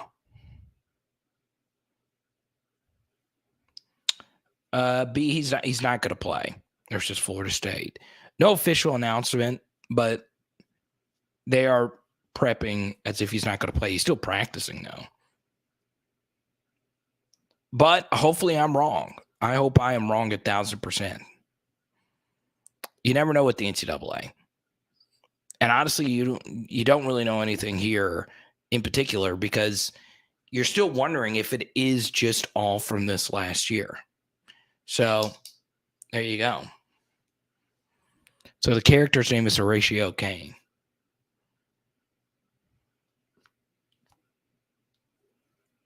Yeah, I've been to Doe's before. Doe's is incredible. So no one's going to tell me if the slider place is good. I kind of want to go.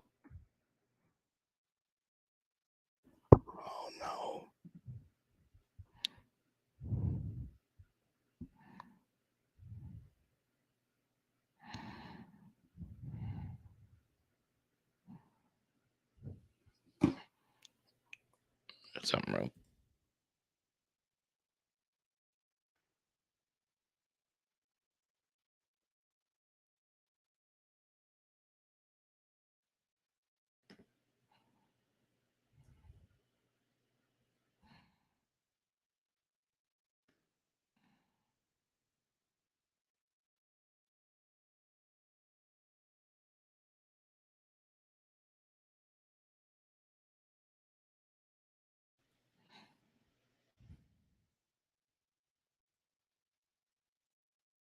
That is so interesting.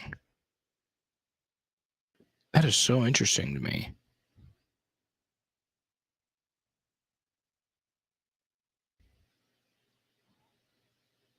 That is still undefeated in North America.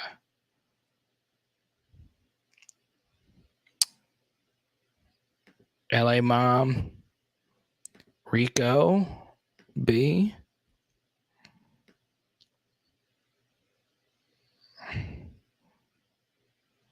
David Caruso. That is hilarious.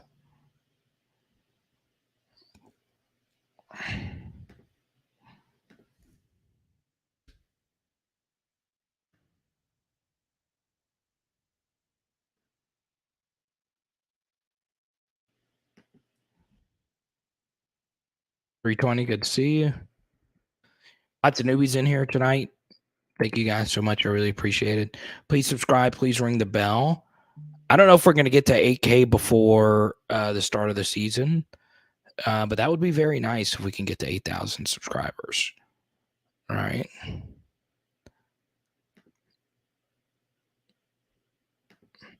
The dog in the LSU jersey. That's good.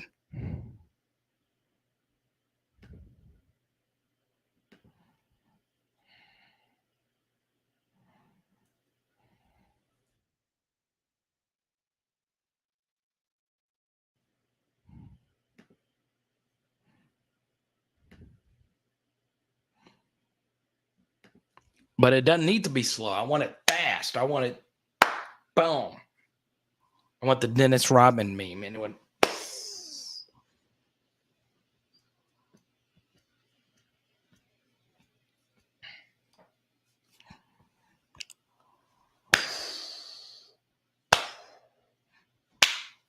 what was it? It was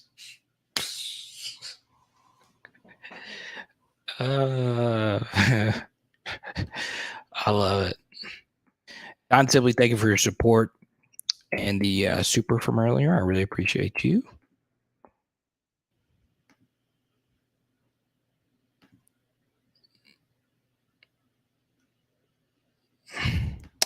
I did, and I'm going to give it a rewatch after this live stream is over. And I might post a film study tonight. You never know. So be on the lookout for that.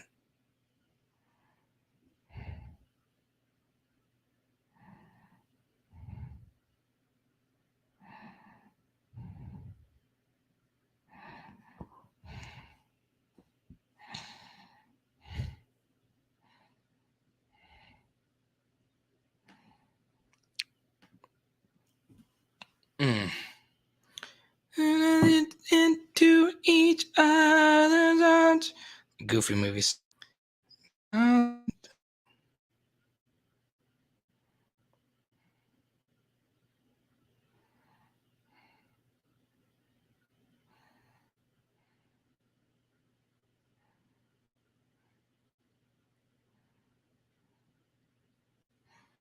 Maybe love is the reason why. First time ever seeing this eye to eye. Seeing this eye.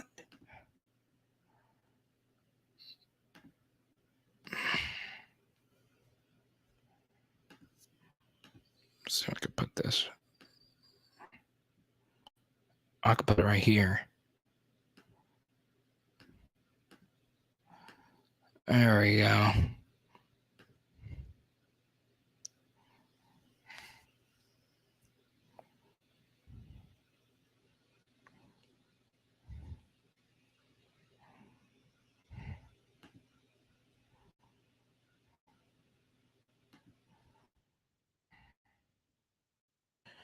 Let me see.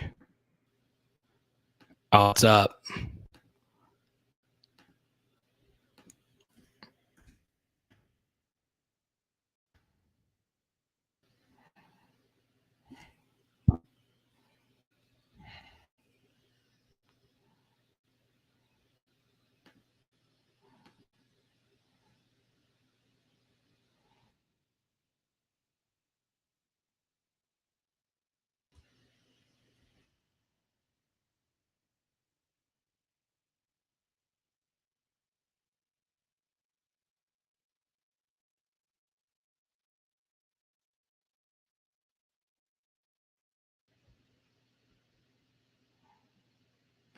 Some film on Florida State. Punter look like a high school team. Huh? Huh? Huh?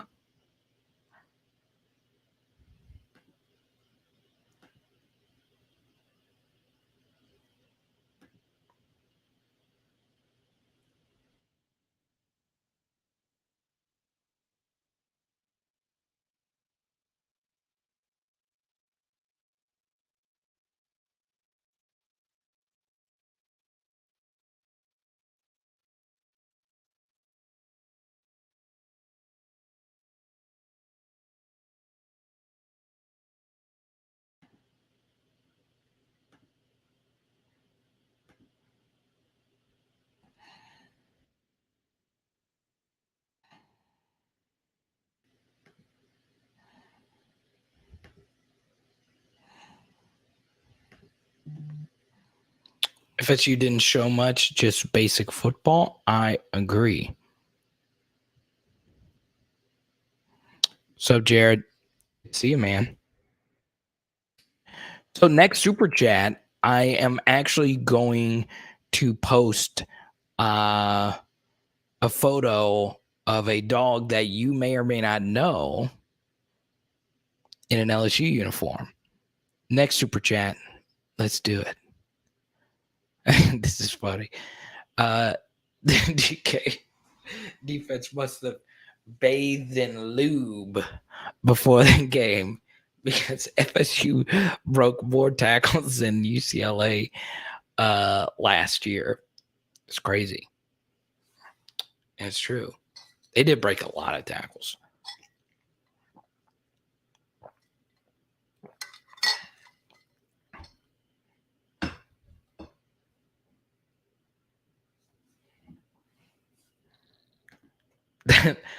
that can't be his name. That can't be his name.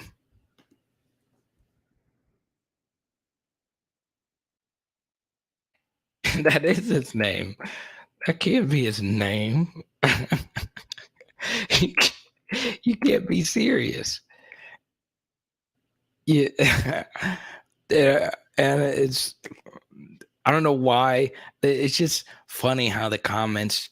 Let me know. It might be a little bit. It might be different than how you view it, but you say the lube, and then the next thing you know is you see this name here. Uh, Jared. Everyone showed Jared some love. Jared was the one who super chatted to get the Z photos posted. Uh, that this is a children's program. If we have people named Jizzle James, uh, that can't be his real name, but it is Jizzle James.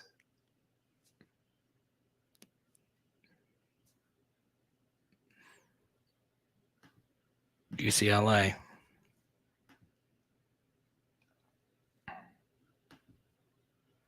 There she is. Z baby in her LSU uniform. Look at that. Just look at that beauty. Look at that.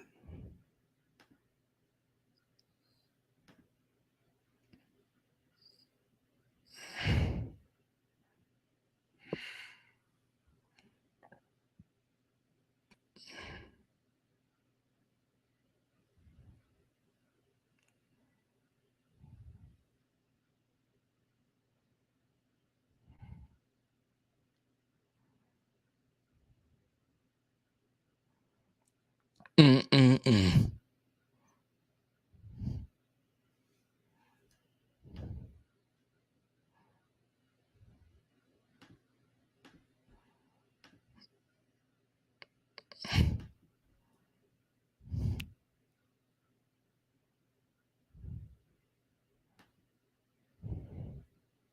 That dog literally fit in my boy's mouth.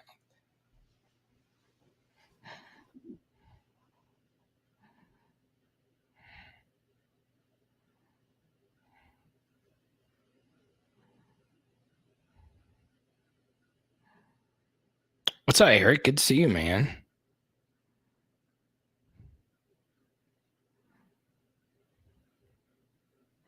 Kevin, good to see you. And I'm getting ready to put together hopefully a little film study. So yeah. Well, let's see. Oh, y'all saw Sunspot Herbie? Eric, good to see you, man.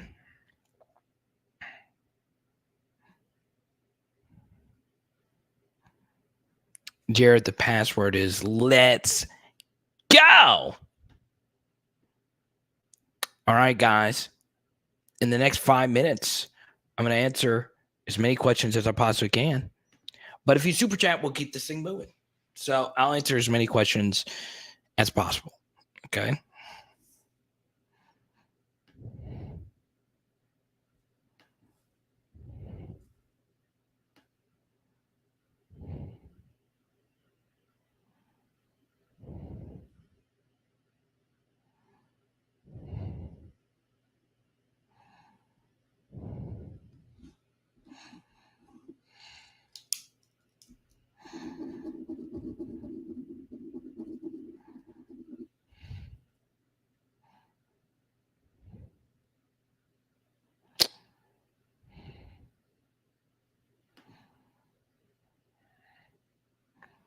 Who starts at linebackers game one? I don't think that's Jalen Green. Is that Porter? I don't know. Who starts at line? I think it's going to be Penn and Jones. Mason Taylor throwing the flats. I'm not smart enough to answer this. I will defer to T-Bob on this. And make sure you put spoiler alert, because what if somebody had never seen Star? I'm just kidding. Ha, ha, ha, ha, ha.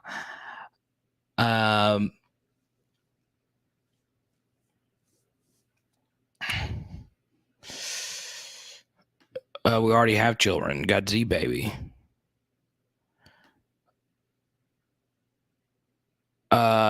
Was it really necessary to beat Bournemouth by 9?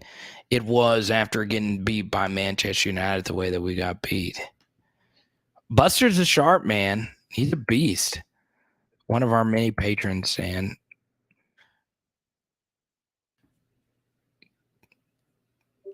Kevin, FSU scatter report recap. Yeah, I mean, I think they're talented. Obviously, it's always tough to look at a team when they play such a bad team, but Travis looked good. Their defense looked fine. And their running backs obviously look like they have some real pop to their game. So there you go.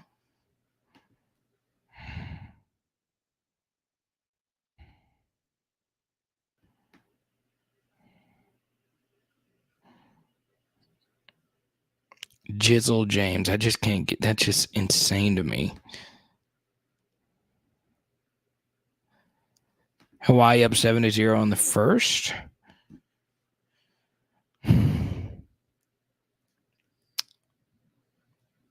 Palpatine had the whole thing under control from the beginning to the end. It was a suicide mission for Windu.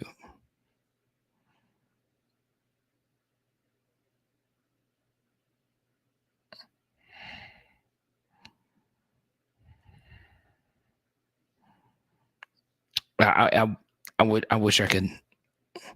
I've watched Star Wars before. I think Jar Jar Binks gets too much hate.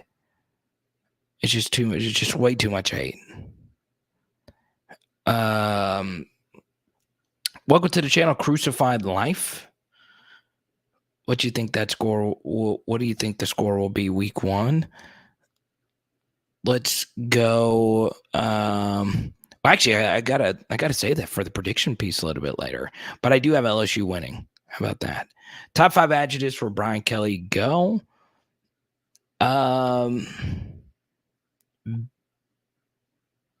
Winner, organizer, savvy,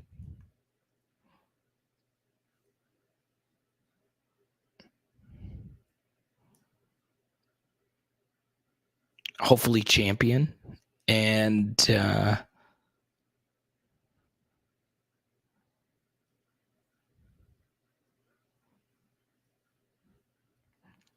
he's a dancer. That's a noun, though. But there you go.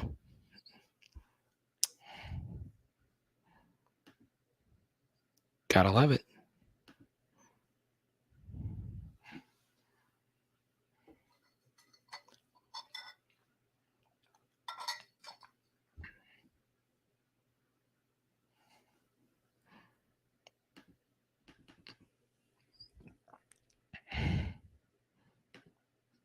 Let's go to Michael B. Thank you so much, Michael B, for your support. The owner of some of my favorite Justin Jefferson cards. How about Mason Taylor? When signed last year as a 3-star, I didn't know about it, but the pleasant surprise he has turned into being. Save the tight end room. Eric who? Yeah, the Eric part. Eric who, definitely. Yeah, I liked him a lot coming out. I think the blocking aspect is going to take some time as far as like moving Division I athletes. But he probably is LSU's best receiving tight end right now. Okay. Now, some of that by default, probably so, but because Mashburn and Stores aren't really big time receivers and Cole Taylor's fine. I still think Cole Taylor is going to be your starting tight end. But when they run 12 personnel, I think Mason Taylor will get into the game. Obviously, a 3-star. St. Thomas Aquinas plays a lot of good teams.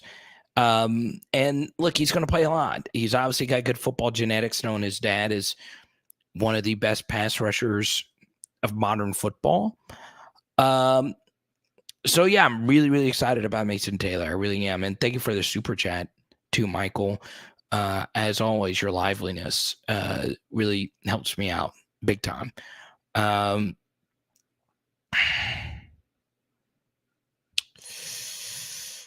And yeah, did I think he would have inserted himself into the conversation as well as he has up to this point?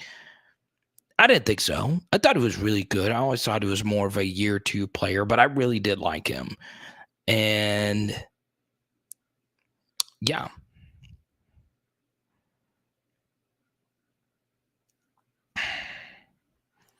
Now, what exactly will the offense look like when he's out there? Hopefully high powered. Right. It is going to be interesting, though. One thing I will say about the Jack Bech tight end thing last year, and if they played Jack some as a 10.5 personnel, what I call it, where you have 4 wide receiver sets, but one of them's Jack and he's playing a little bit more inline role, or obviously just exclusively slot. One thing I'll say about Jack is that he actually did block fine, like really well for someone who had never really blocked before. So that's going to be the big thing. Can Mason Taylor block as a year 1 tight end? So yeah. Really good super chat though, Michael. Brian, good to see you. If Harold Perkins isn't starting by the end of the season, do you think he will transfer? No. But with any 5-star player and just with any player now, the transfer portal is always an option. It just is. It's just how it is. So yeah.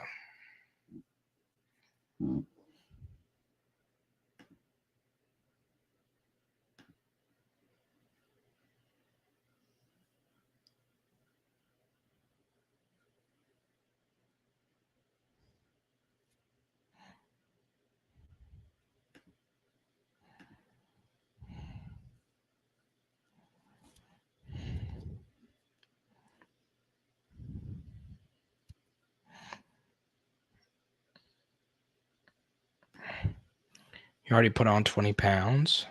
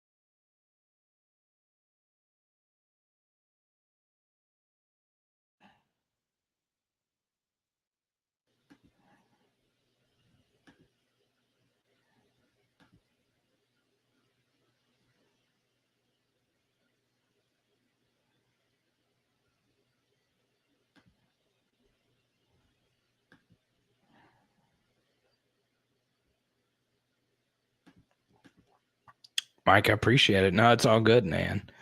And Mike, if you have a question,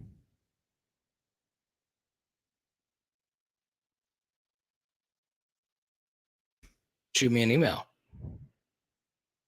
Right there. 240 range. Already put on 20 pounds.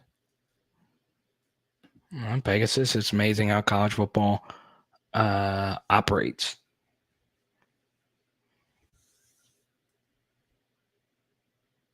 Mashburn can really block. He's really good at it. It's a good point.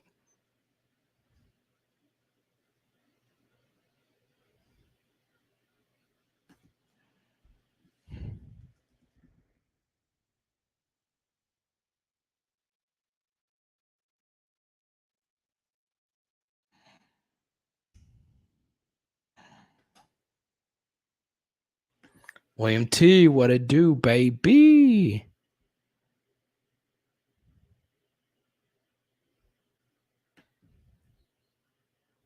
I think Marlon Martinez is still trying to battle it out.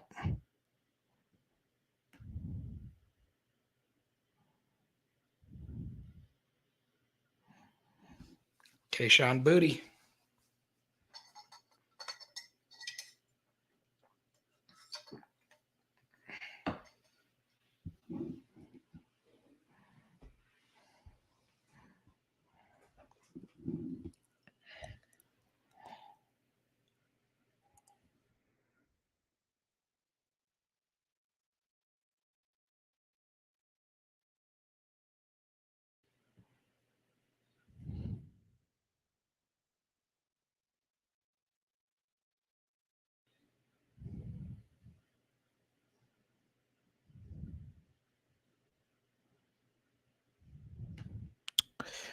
All right.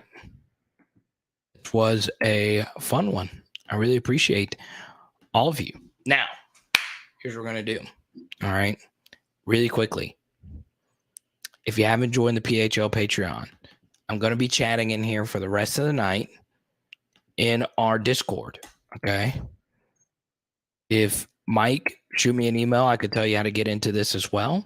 Might be something that you like. You might even have. So, yeah, what's up, Lane? Good to see you. They did break a lot of tackles. Everyone welcome Lane to the channel. So, yes, I highly recommend everyone sign up for the Patreon where you get all the exclusive film studies and all that good stuff. So make sure you check that out.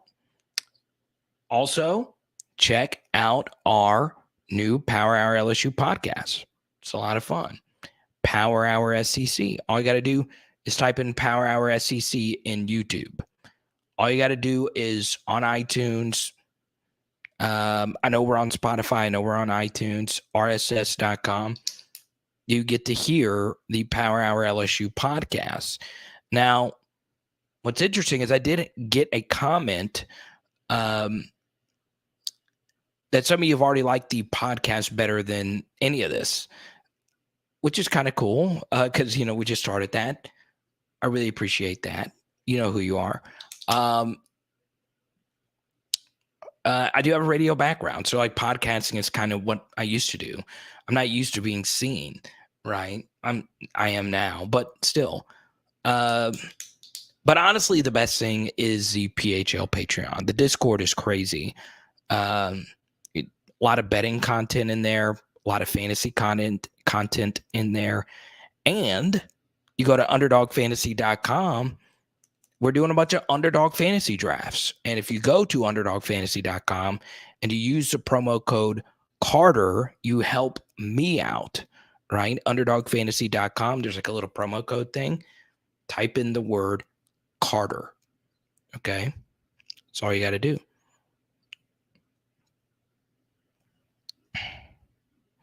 It's a lot of truckers. And I've always shared this. I'm a big fan of the trucker community. Okay. And as always, you guys know, Pressy Collection, pressycollection.com. Boom, boom, boom. Pow, pow. Pressy Collection, pressycollection.com, baby. Diamond rings, diamond pendants, wedding bands, wedding rings, bling, bling, pressycollection.com. Okay? That's where it's at. Chatting with the buddies in the Discord, baby. Huh? You can't beat it. You can't beat it. Pressy Collection, pressycollection.com. All right. So once again, thanks to Luke. He was the winner of our Arden Key autograph card. Congratulations, Luke. Really appreciate you. All right. It is Power Hour LSU Bomb. And tonight,